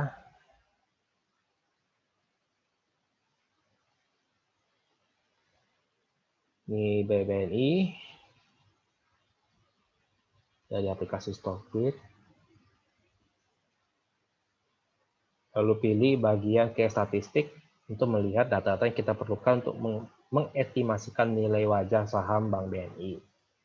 Nah, ini book value per share, kemudian earning per share, TTM 414, ya, kemudian ini finansial, kita ambil yang 10 tahun, semakin panjang semakin bagus ya. Jadi metode ini lebih cocok untuk dipergunakan saham-saham yang sudah tercatat minimal 10 tahun di Bursa Efek Indonesia. Kalau dari present rasionya tentu saja karena kinerja keuangannya itu sedang menurun, otomatis akan terlihat tinggi PER-nya. Tapi kalau kita menggunakan PE rasionya, jadi menggunakan price book value rasionya di 10 tahun, itu 1,64 ya 1,65, nggak terlalu jauh beda ini. Ini book value per share-nya tadi kita lihat bahwa book value per share-nya itu 5920, maka nilai estimasi wajarnya adalah 9.768 estimasi nilai wajar dari BNI. Range harga diskonnya kalau kita mau menerapkan membeli saham bagus di harga yang diskon, tentu saja kita akan menunggu harganya yang disarankan itu di bawah 6.800 ya, seperti itu. Ini cara sederhananya mempergunakan metode historical value ya, kayak gitu, mengestimasi nilai wajar saham. Nah, kemudian tapi kalau nggak mau pusing ya kita pakai metode nabung saham kan, nggak perlu pusing-pusing analisis yang lain, kita langsung beli saham rutin setiap bulannya. Kemudian lakukan review rutin perkembangan fundamental bisnis perusahaan setiap ya seminggu sekali, baca dari berita emiten, laporan keuangan, laporan tahunan itu, laporan keuangan 3 bulan sekali, laporan tahunan setahun sekali, public expose juga setahun sekali, kayak gitu. Ini datanya dari RTI Bisnis juga bisa, dari bagian news ya, kayak gitu. Misalnya kalau kita lihat dari sini ya, dari sini sebentar. Semoga terlihat ya. Nah, ini bagian news. Digeser dari case statistik, digeser ke kiri. Bagian news. Nah, ini berita-berita terbaru tentang perusahaan. Kayak gitu. Atau misalnya dari Stockbit juga kita bisa lihat dari bagian stream, bagian news. Untuk melihat berita-berita terbaru dari perusahaan. Kayak dari Bank BNI kayak gitu ya. Ya, kayak gitu cara untuk memantau berita-berita bisnis dari emiten yang kita tertarik kayak gitu ya. Nah, jika analisis fundamental saham yang kita tabung tadi, kita analisis bahwa ya earning per share-nya negatif, rugi bersih setahun penuh, kemudian ya katakanlah DER-nya juga membengkak, ROE-nya mengecil, kemudian dividen yield-nya juga mengecil, PRPBV-nya semakin besar kayak gitu, ya mungkin bisa dijual sahamnya lalu diganti dengan saham yang lain yang fundamentalnya baik untuk ditabung. Nah, ini contoh simulasi investasi saham di saham Sido Muncul. Industri Jamu dan Farmasi Sido Muncul Tbk. Ini tahun 2015 sampai dengan 2019. Dengan rutin membeli nabung 800.000 per bulan selama 4 tahun.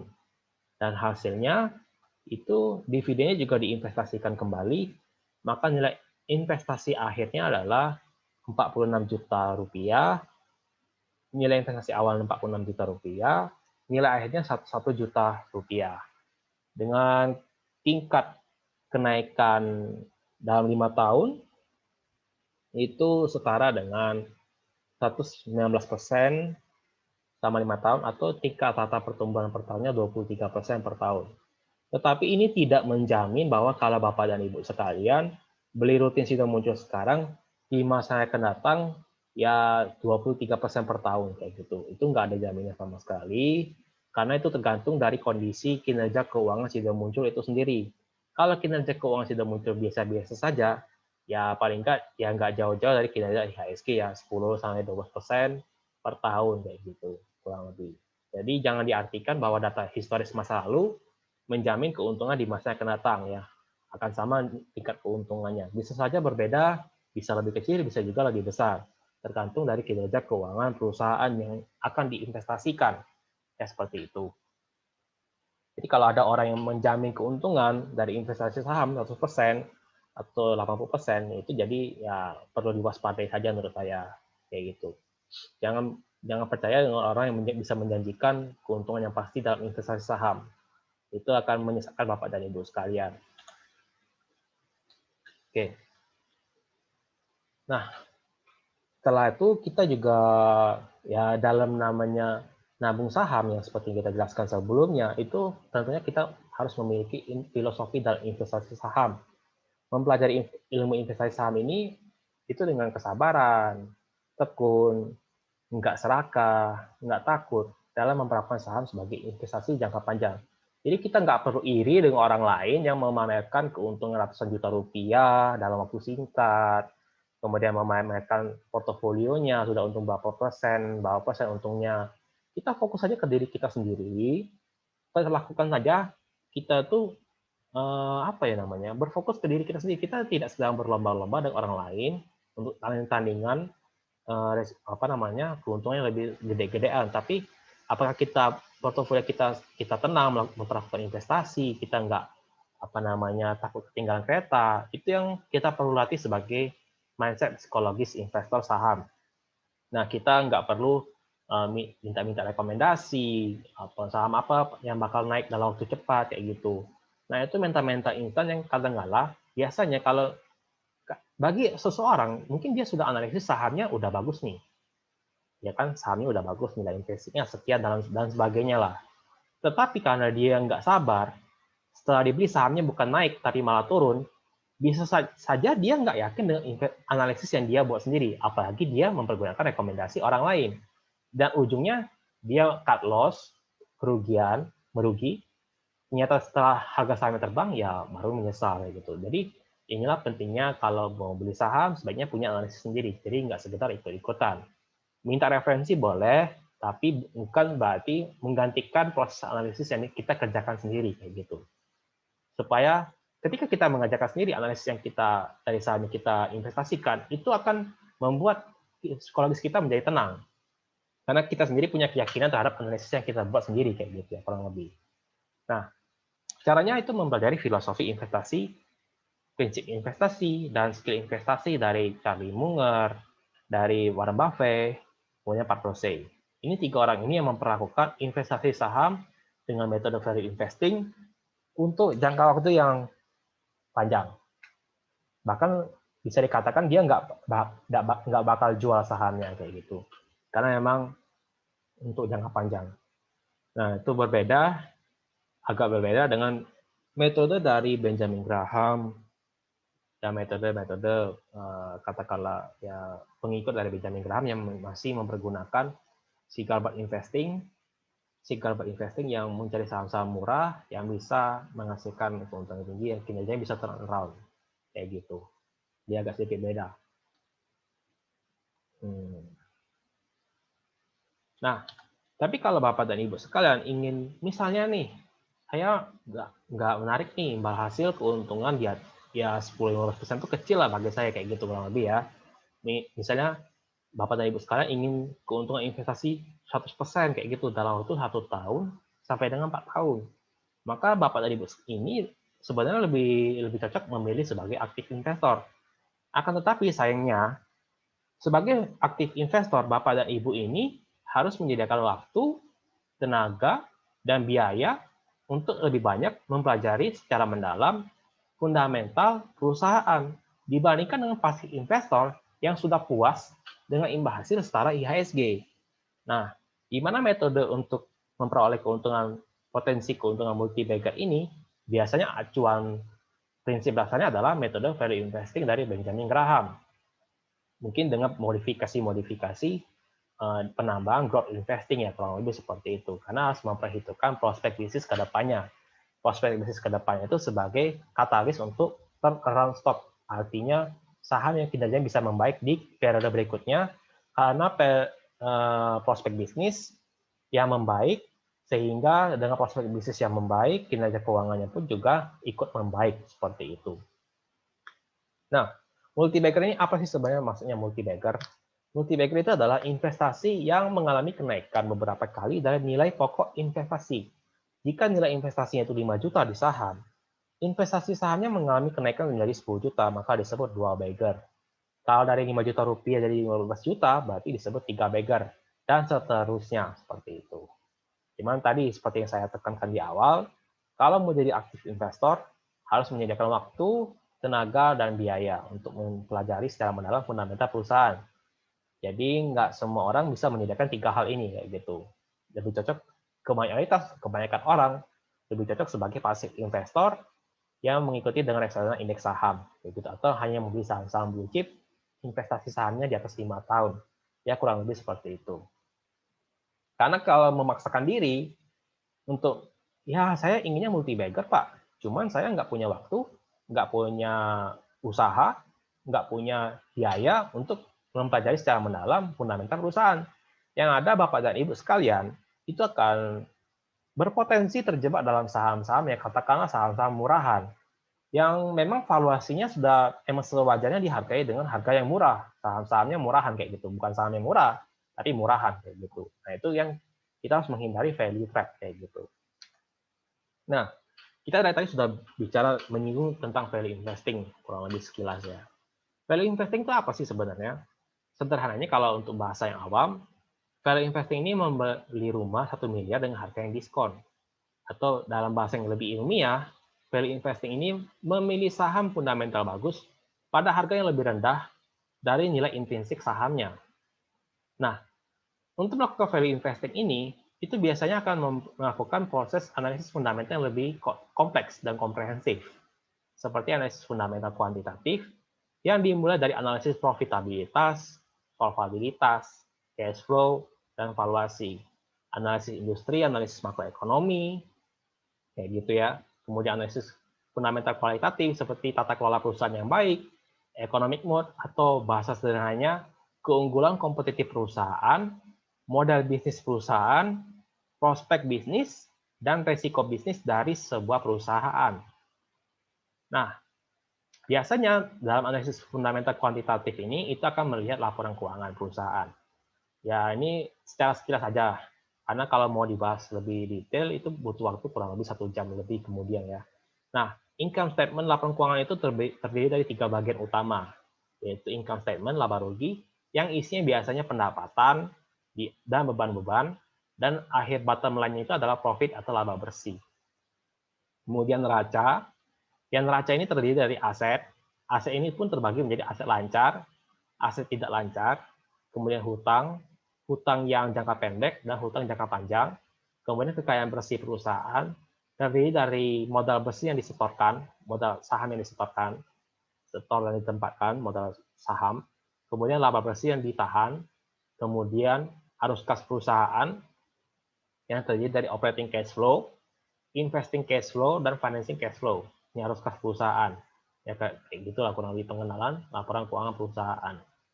Nah, ini cara-cara untuk menilai dari profitabilitas, solvabilitas, valuasi. Jadi ini pengenalan sekilas saja. Masih kalau mau dijelaskan ini cukup panjang juga. Ini contoh-contoh economic mode.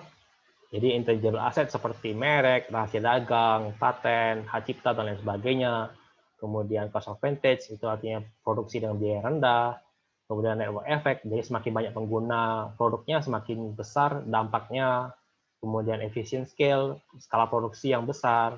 Switching cost, biaya berpindah ke produk yang lain, itu lebih tinggi daripada tetap dari produk yang sama. Kemudian jenis saham berdasarkan industrinya.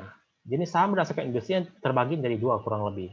Cyclical stock, di mana pendapatan dan laba bersihnya sensitif terhadap harga komoditasnya. Misalnya seperti kelapa sawit dan batu bara. Kemudian defensive stock, ini pendapatannya cenderung stabil dan laba bersihnya cenderung stabil. Seperti consumer goods dan banking buku 4 khususnya, kayak gitu. Nah, kita masuk ke bagian investor checklist. Bagaimana sih 5 aturan untuk sukses investasi saham? Yang pertama, kesuksesan investasi saham itu bergantung kepada disiplin personal, bukan karena mayoritas investor setuju atau tidak setuju dengan kamu sebagai investor. Oleh karena itu, mempunyai filosofi investasi yang sudah teruji dan terbukti, itu merupakan hal yang sangat penting. Artinya, silakan Bapak dan Ibu pilih, mau pakai value investing silahkan, mau pakai growth investing silahkan, mau pakai dividend investing pun silahkan, nggak masalah. Karena dalam analisis fundamental investor pun, itu masing-masing punya preferensinya masing-masing. Apakah value investing, ataukah growth investing, ataukah dividend investing. Kita sebaiknya tidak membeli saham, kecuali kita mengerti luar dalam bisnis perusahaan. Mengambil waktu untuk menyelidiki bisnis perusahaan sebelum membeli perusahaan akan membantu kita untuk menghindari kesalahan besar. Artinya kerugian besar, maksudnya sederhananya ya seperti itu. Sederhananya. Menghindari kerugian besar dalam investasi saham. Berfokus kepada perusahaan yang memiliki economic moat yang lebar dan dapat membantu emiten memenangkan persaingan bisnis dibandingkan kompetitor bisnisnya. Jika kamu dapat mengidentifikasi hal yang dapat membuat perusahaan dapat mencegah kompetitor bisnis memenangkan persaingan dan konsisten menghasilkan keuntungan di atas rata-rata, maka kita sebenarnya sudah berhasil mengidentifikasi economic moat perusahaan tersebut.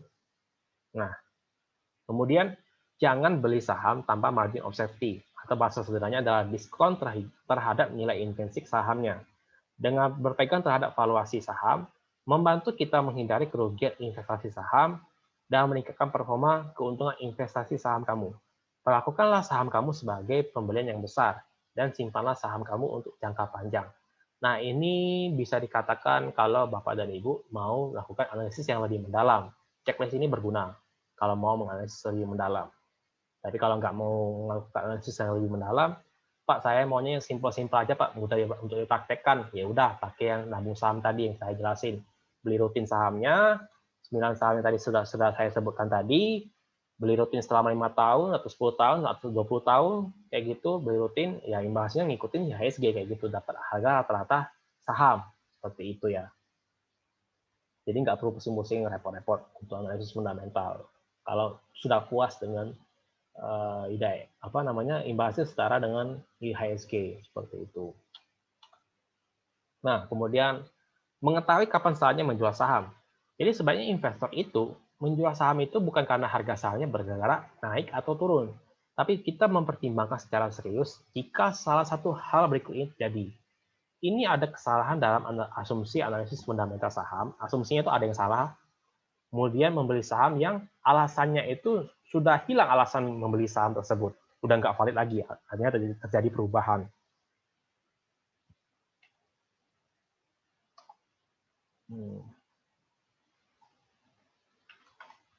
Kemudian berikutnya fundamental perusahaan memburuk. Harga saham yang naik banyak di atas nilai intrinsik sahamnya. Menemukan peluang investasi yang lebih bagus, misalnya saham wonderful company, serta memberikan margin of safety yang besar. Atau saham tersebut jumlahnya sudah terlalu banyak dalam portofolio investasi saham kita. Misalnya satu saham itu mendominasi portofolio saham kita, misalnya katakanlah saham ABCD itu kita beli mayoritas 50% sahamnya dari portofolio kita, itu juga sudah terlalu dominan jadi dalam portofolio kita. Jadi kita kalau sahamnya yang 50% ini itu memang kinerjanya bagus, ya kita untung besar. Tapi kalau kinerja yang 50% ini kinerjanya ternyata jelek, nggak sesuai dengan ekspektasi kita, maka ya kita akan mendominasi kinerja portofolio kita, investasi saham kita tuh terdominasi dari kerugian dari yang 50% ini, kayak gitu loh. Jadi memang saran dari saya sih ya 15 sampai 20% untuk satu saham maksimal, kayak gitu ya. Jangan terlalu banyak dalam satu saham. Nah, sebagai aktif investor, kita harus menjawab pertanyaan-pertanyaan berikut ini. Ini aktif investor itu adalah definisi yang diberikan oleh Benjamin Graham kepada orang-orang yang ingin mencetak keuntungan multi-bagger biasanya. Nah, pertanyaan-pertanyaan adalah seperti, bagaimana prospek bisnis perusahaan di masa yang akan datang? Apakah pangsa pasar dari perusahaan tersebut dapat bertumbuh? Apa yang menjadi keunggulan kompetitif perusahaan dan apa kelemahannya? Strategi apa yang telah diambil oleh manajemen perusahaan atau yang akan diambil oleh manajemen perusahaan untuk merespon peluang bisnis dan tantangan bisnis di masa yang akan datang? Kayak gitu. Berapa potensial laba bersih dari perusahaan? Bagaimana kinerja keuangan perusahaan baru-baru ini? Tingkat keberlanjutan laba bersih perusahaan saat ini? Apa yang menjadi pendorong tingkat keuntungan perusahaan? Apa yang menjadi estimasi apa yang kita asumsikan tentang pertumbuhan laba bersih perusahaan, kayak gitu. Bagaimana kondisi finansial perusahaan saat ini, neracanya kayak gitu. Bagaimana resiko dan risk and reward-nya dari struktur pembiayaan perusahaan? Karena pembiayaan perusahaan ini bersumber dari hanya dua yang utama, yang paling simple. Pertama dari hutang atau dari ekuitas atau saham, kayak gitu. Jadi sumber pendanaan perusahaan itu cuma dua, hutang atau saham, kayak gitu. Sumber pendanaan perusahaan. Apakah earnings perusahaan konsisten? Apakah laba bersih perusahaan rentan terhadap pertumbuhan yang tidak konsisten? Apakah perusahaan memiliki kekuatan finansial untuk mengatasi periode ketika kinerja keuangannya ini, kinerja laba bersihnya itu buruk? Bagaimana perusahaan jika dibandingkan dengan kompetitor lokal dan global? Berapa harga wajar untuk saham perusahaan? Ya, kayak gitu. Nah, ini pertanyaan-pertanyaan untuk kategori aktif investor yang ingin menghasilkan keuntungan ya di atas 100% dalam waktu 1 sampai dengan 4 tahun. Tapi kalau nggak mau ya ini diabaikan saja bagian 4 ini, kayak gitu ya. Oke, kita masuk ke bagian tips belajar saham untuk pemula. Belajar investasi saham untuk pemula ini ya coba aja baca dari 7 laporan tahunan perusahaan yang berbeda, mempelajari pemahaman dasar laporan keuangan, analisis laporan keuangan, mempelajari prinsip investasi saham dan skill investasi saham, mempelajari money management dalam investasi saham, mempelajari psikologi investor saham. Nah, laporan tahunan perusahaan kan kita bisa dapatkan dari idf.co.id tadi, saya sudah tunjukkan nih dari keterbukaan informasi ya. Kita kunjungi idf.co.id, perusahaan tercatat, keterbukaan informasi, atau dari laporan keuangan tahunan juga bisa. Tinggal ketik kode sahamnya, lalu ketik laporan tahunannya. Minimal 7 laporan tahunan kita baca sampai selesai. Kalau ingin benar-benar jadi full-time investor. Jadi kalau memang cukup dengan puas dengan imbal hasil 10-15%, ya itu nggak perlu dikerjakan karena nggak worth it juga. Atau misalnya dana investasinya, katakanlah dana investasinya kurang dari 1 juta, ya lebih baik saya lebih sarankan fokus untuk mengembangkan aktif income ya supaya dana investasinya bisa diperbesar kayak gitu dari bisnis sampingan, pekerjaan sampingan kayak gitu ya kurang lebih. Nah dari hal-hal tips yang banyak investasi saham untuk pemula ini, itu Bapak dan Ibu sekalian bisa mempelajarinya dari buku-buku yang akan saya rekomendasikan di berikut ini. Ya, silakan mau di screen dipersilahkan ya, itu nanti saya juga akan cantumkan di bagian description video YouTube berikut ini. Nanti akan saya bagikan listnya di tinggal diputar ulang aja videonya ini nanti ya. Karena buku-buku ini kurang lebih mempelajari hal-hal yang saya jelaskan tips belajar investasi saham untuk pemula ini.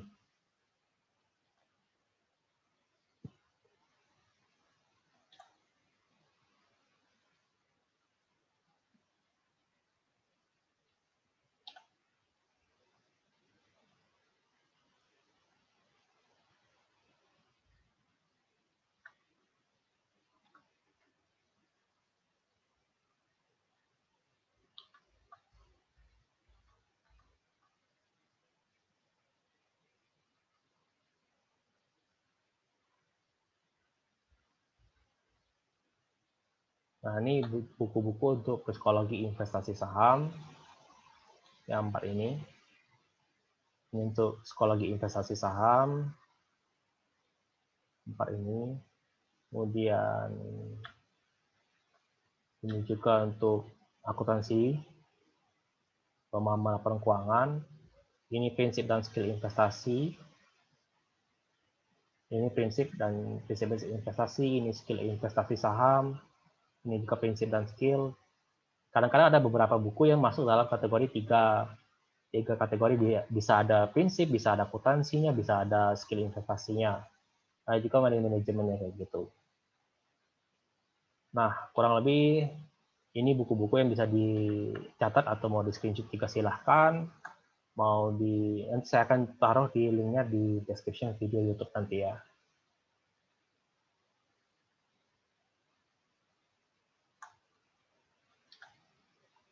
Nah, sebelum masuk ke dalam sesi tanya jawab, saya izin untuk menawarkan kalau Bapak dan Ibu sekalian tertarik tentang webinar value investing, kami dari Baja Saham Indonesia itu menyajikan intisari dari pengalaman praktek kami dalam investasi saham tanggal 12 Desember 2020 jam 10 sampai jam 1 siang. Ini membahas tentang prinsip-prinsip tentang value investing tadi yang saya jelaskan dari awal sampai akhir. Itu mencari saham yang bagus dengan harga yang diskon di pasar saham. Jadi kita supaya bisa jadi investor saham yang mandiri. Nah, webinar ini juga cocok untuk Bapak dan Ibu sekalian yang baru mulai investasi saham, karena setelah webinar ini juga akan diberikan pendampingan untuk kalau terkendala membuat analisis fundamental, saya akan bantu bagaimana caranya untuk melakukan analisis fundamental, di mana yang kemampuan penting itu adalah menganalisis laporan keuangan, menghitung nilai intrinsik saham, mencari nilai perusahaan yang bagus fundamental, yang harganya diskon, mengatur psikologis investor, menentukan harga beli dan harga jual saham, mengatur money management, kemudian psikologis investor yang baik. Nah, itu kan saya ajarkan di dalam webinar itu nanti. Nah, termasuk fasilitas bahan belajar, PDF dan video, tanya jawab. Jika setelah selesai webinar, bisa tanya via WhatsApp ataupun live Zoom, privat, kayak gitu. Kemudian grup diskusi untuk alumni webinar value investing. Link webinar value investing tanggal 12 Desember 2020, registrasinya dapat di link berikut ini. Nanti akan saya jelaskan, saya akan kirimkan ke kolom chat link streaming YouTube ya. Kolom chat link streaming YouTube di bagian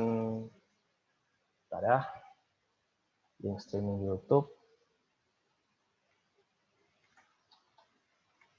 Link streaming YouTube sebentar ya. Link streaming YouTube. Link streaming YouTube sebentar ya. Kalau ada pertanyaan nanti saya mulai baca pertanyaan dari Bapak dan Ibu sekalian ya. Jadi ini registrasi webinar 12 Desember 2020. Nah, oke, mungkin kita sudah bisa masuk ke dalam sesi tanya jawab ya. Kita masuk ke dalam sesi tanya jawab, dipersilahkan ya. Jadi saya coba baca-baca dulu beberapa pertanyaan dari teman-teman sekalian di YouTube ya. Di YouTube pertanyaannya sama pertanyaan dari teman-teman dari Check Upskill ya. Mungkin ada pertanyaan, dipersilahkan ya. Bentar ya.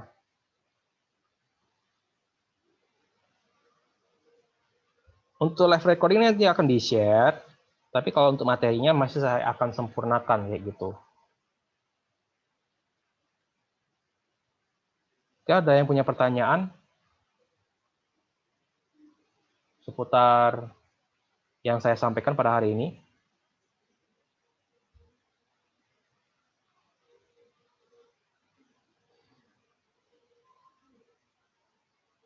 Ya, yang baru join ya silakan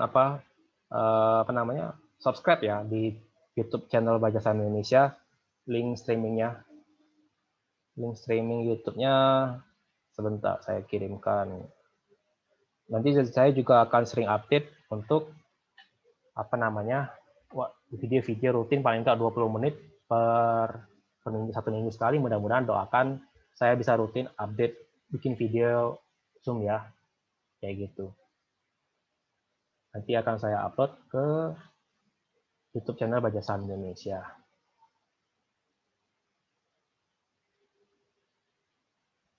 Bentar ya. Silakan di subscribe channel YouTube Baca Saham Indonesia. Oke, saya baca-baca dulu pertanyaan-pertanyaan yang sudah masuk. Sebentar. Bentar ya. Pertanyaan yang sudah masuk. Untuk saham-saham dari Bapak Bambang Himawan, saham-saham yang direkomendasikan seperti BCA, Mandiri, dan lain-lain bisa ditemukan di HPX. Jadi bisa dilakukan sendiri tanpa broker. Enggak bisa, setahu saya kalau Bapak mau beli yang resmi, sesuai dengan aturan hukum pasar modal di Indonesia, harus beli melalui perusahaan sekuritas. HPX ini setahu saya Henan Putih Rai Sekuritas ya, mungkin bisa. Bukan mungkin bisa, memang bisa. Kalau Henan Putih Rai Sekuritas setahu saya terdaftar sebagai anggota resmi Bursa Efek Indonesia. Jadi itu hitungannya termasuk broker perusahaan sekuritas. Jadi bisa dibeli melalui perusahaan sekuritas Henan Putih Rai. Sepanjang dia merupakan anggota resmi dari Bursa Efek Indonesia ya. Jadi harus dipastikan di idf.co.id. Sebentar, saya contohkan di anggota bursa dan partisipan.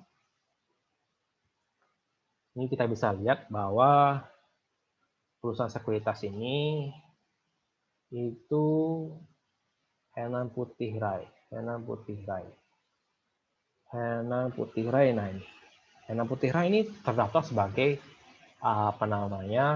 perusahaan sekuritas di Bursa Efek Indonesia. Jadi dia bisa membeli saham-saham yang tercatat di Bursa Efek Indonesia. Untuk saham-saham, mungkin ada pertanyaan yang lain? Saya baca dari YouTube ya.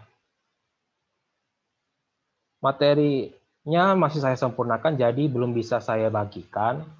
Tapi kalau untuk recording saya akan upload di video YouTube ini, jadi dipersilakan teman-teman untuk subscribe ya. Nanti saya akan buka untuk teman-teman yang sudah subscribe di channel YouTube Baca Saham Indonesia.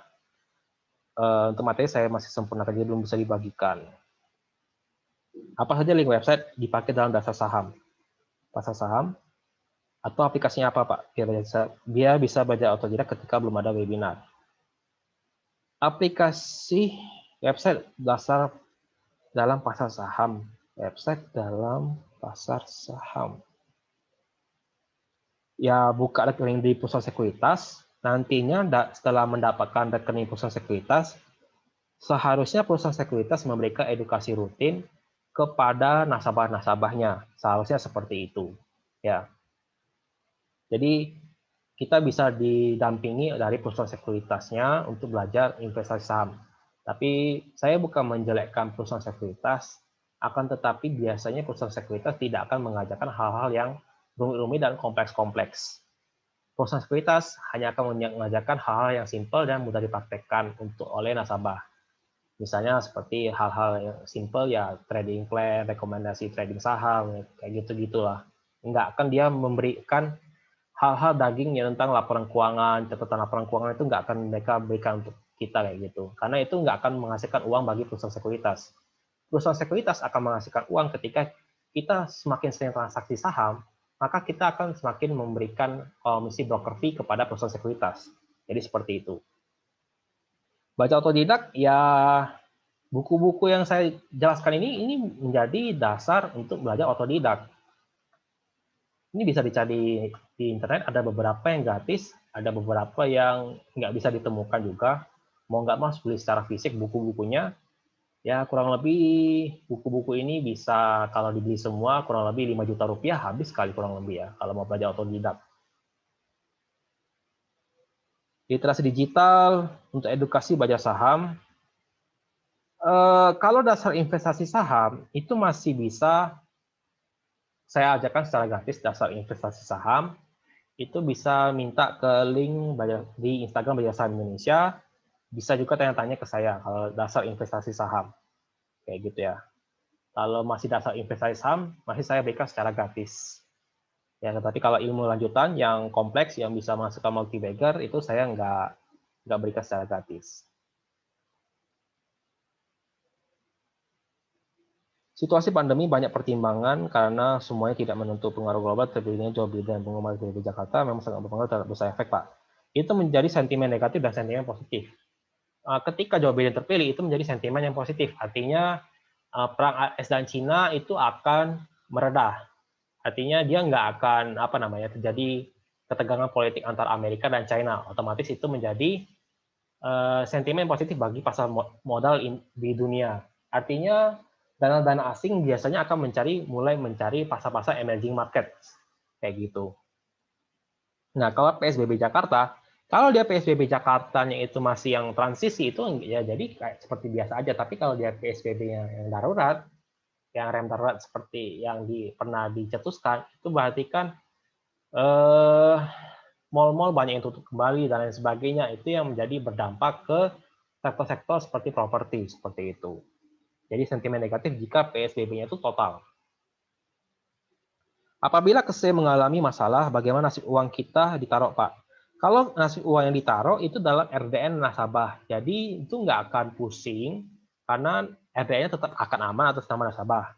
Paling kan nanti akan dipindahkan ke perusahaan sekuritas yang lainnya untuk menarik ke RDN.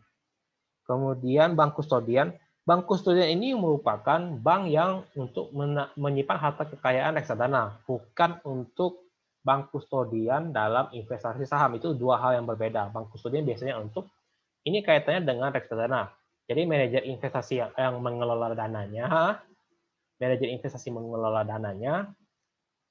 bank kustodian yang menyimpan dana reksadananya kayak gitu. Jadi manajer investasi tidak bisa membawa kabur uang reksadana karena uang reksadananya disimpan secara aman di dalam bank kustodian. Jadi agak berbeda. Itu bank kustodian untuk reksadana fungsinya, bukan untuk investasi saham.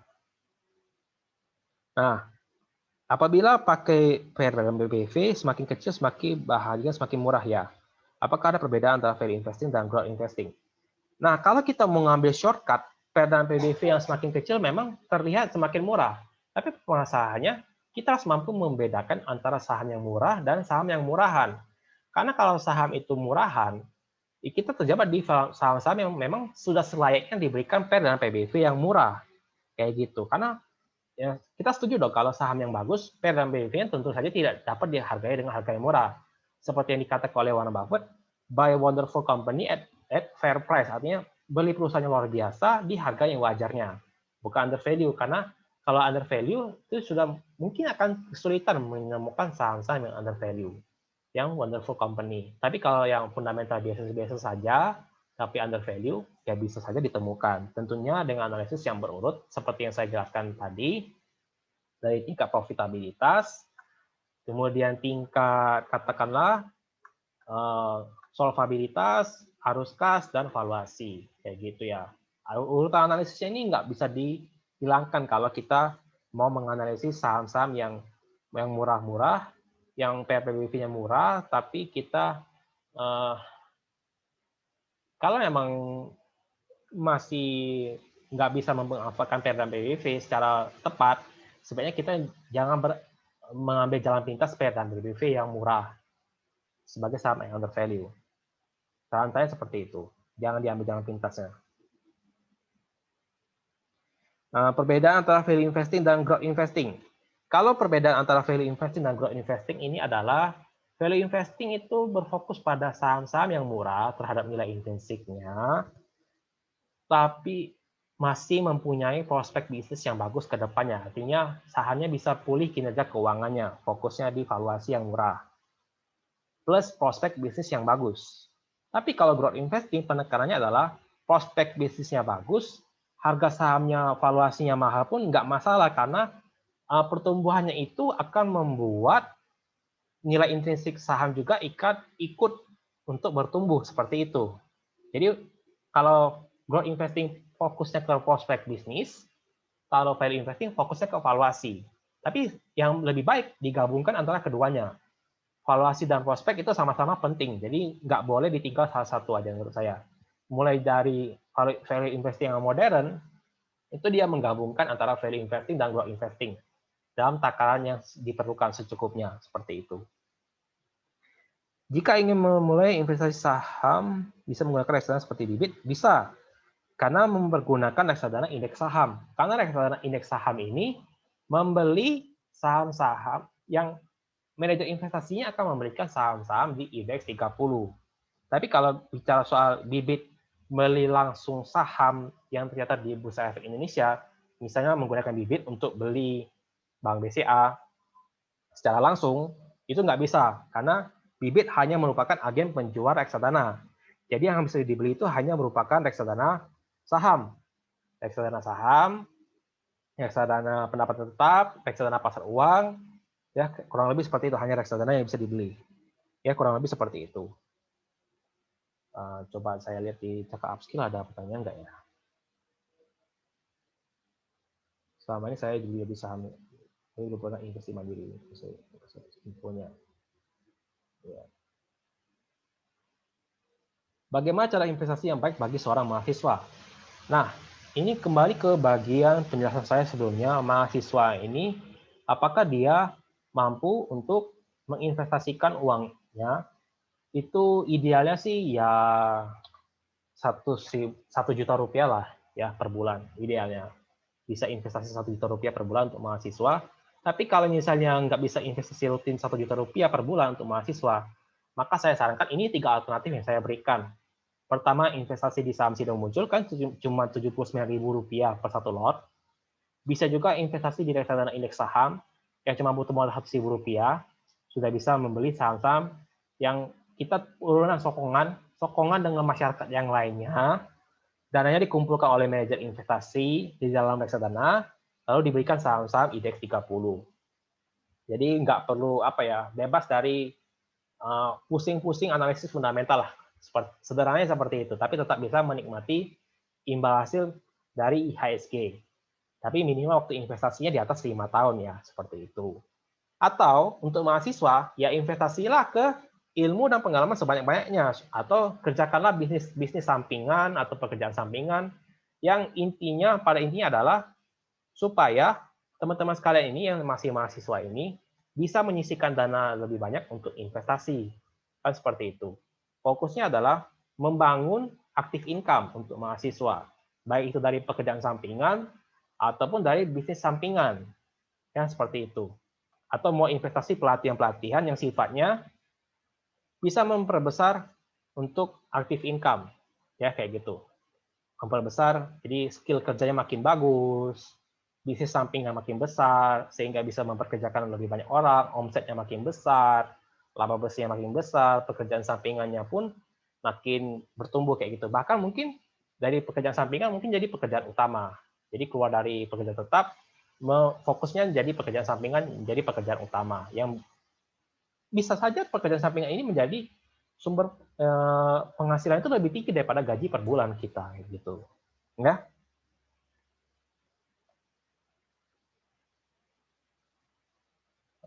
Ntar saya lihat kolom pertanyaan berikutnya. Ya, kolom pertanyaan berikutnya. Banyak statement investasi saham blue chip dengan uang dingin diibaratkan investasi pasti dan bisa dibilang sangat aman. Apakah benar, Pak? Walaupun saya berpikir pasti akan ada resiko. Nah, ini bicara soal jangka waktu yang saya sarankan kan. Ini bicara soal jangka waktu yang saya sarankan. Investasi saham, kalau saham blue chip dengan uang yang dingin, jangka waktu investasinya itu di atas 5 tahun atau bahkan di atas 10 tahun, di atas 20 tahun, itu bisa dikatakan ya sangat aman, memang benar sangat aman, cuman itu dalam kategori saham-saham yang consumer goods dan perbankan. Karena dalam 10-20 tahun ke depan, consumer goods dan perbankan ini masih akan bertumbuh dan masih akan survive, prospek bisnisnya itu masih ada kayak gitu. Nah, cuman kalau pasti aman, kalau bicara di bawah 5 tahun, ya tentu saja bisa mengalami kerugian investasi, karena kan namanya saham berfluktuasi. Kinerja juga dipengaruhi makroekonomi lokal dan global, sentimen positif dan negatif. Jadi memang kalau saham blue chip itu di atas 5 tahun dengan metode nabung saham rutin per bulan, seperti itu, saham-saham blue chip. Kalau resiko ini bicara soal resiko Risiko capital loss itu kan kalau investasi saham di bawah 5 tahun tentu saja ada risiko capital loss. Ketika kita di bawah 5 tahun, maka risiko capital loss tentu saja akan semakin besar. Itu sudah diuji dengan metode kalau di atas 5 tahun itu rata-rata investasi saham itu tetap akan menguntungkan. Walaupun tingkat keuntungannya juga tidak dijamin, tapi paling enggak itu risikonya semakin panjang waktu investasi, maka semakin kecil risiko yang akan dihadapi seperti itu.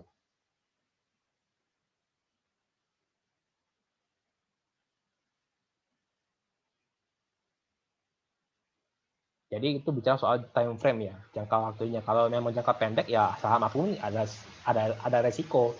Mau saham apapun, mau saham blue chip pun juga ada resiko kalau dalam time frame-nya di bawah 5 tahun.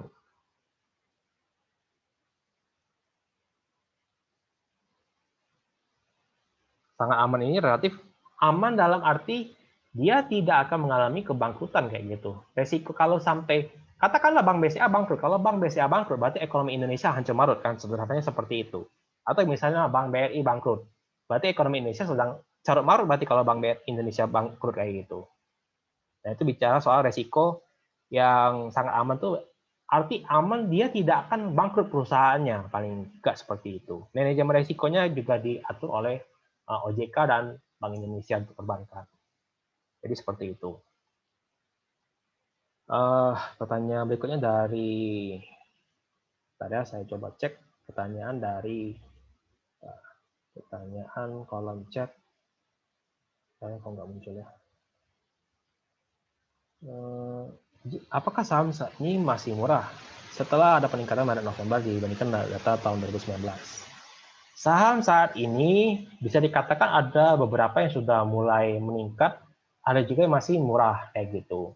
Ada beberapa yang masih murah terhadap nilai intrinsiknya, ada juga yang sudah mulai mahal terhadap nilai intrinsik sahamnya. Jadi ada yang sebagian sudah masuk ke nilai wajah sahamnya, ada yang sebagian ya masih murah kayak gitu. Jadi sebagian masih murah, sebagian juga masih sudah mulai mahal kayak gitu. Oke, ada pertanyaan yang lainnya? Mungkin ada pertanyaan yang lain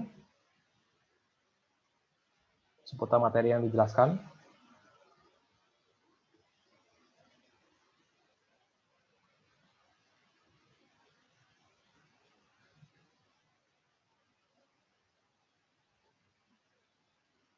Oke, mungkin ini sudah jam 12 siang ya, jadi mungkin nggak ada pertanyaan. Kalau nggak ada pertanyaan lagi, jadi terima kasih untuk Bapak dan Ibu yang sudah join di live webinar investasi saham satu-satu dari Badan Saham Indonesia. Saya Prima Bintang, co-founder Badan Saham Indonesia, mengucapkan terima kasih bagi teman-teman yang sudah ikut dalam live webinar ini. Semoga bermanfaat dan kalau mohon bantuannya untuk subscribe channel YouTube Badan Saham Indonesia. Dan kalau mau tanya-tanya ya lebih lanjut dipersilahkan ke Instagram Badan Saham Indonesia. Semoga bermanfaat. Sampai ketemu di kesempatan berikutnya di webinar berikutnya lagi. Oke, selamat siang. Sampai jumpa di kesempatan berikutnya. Dadah.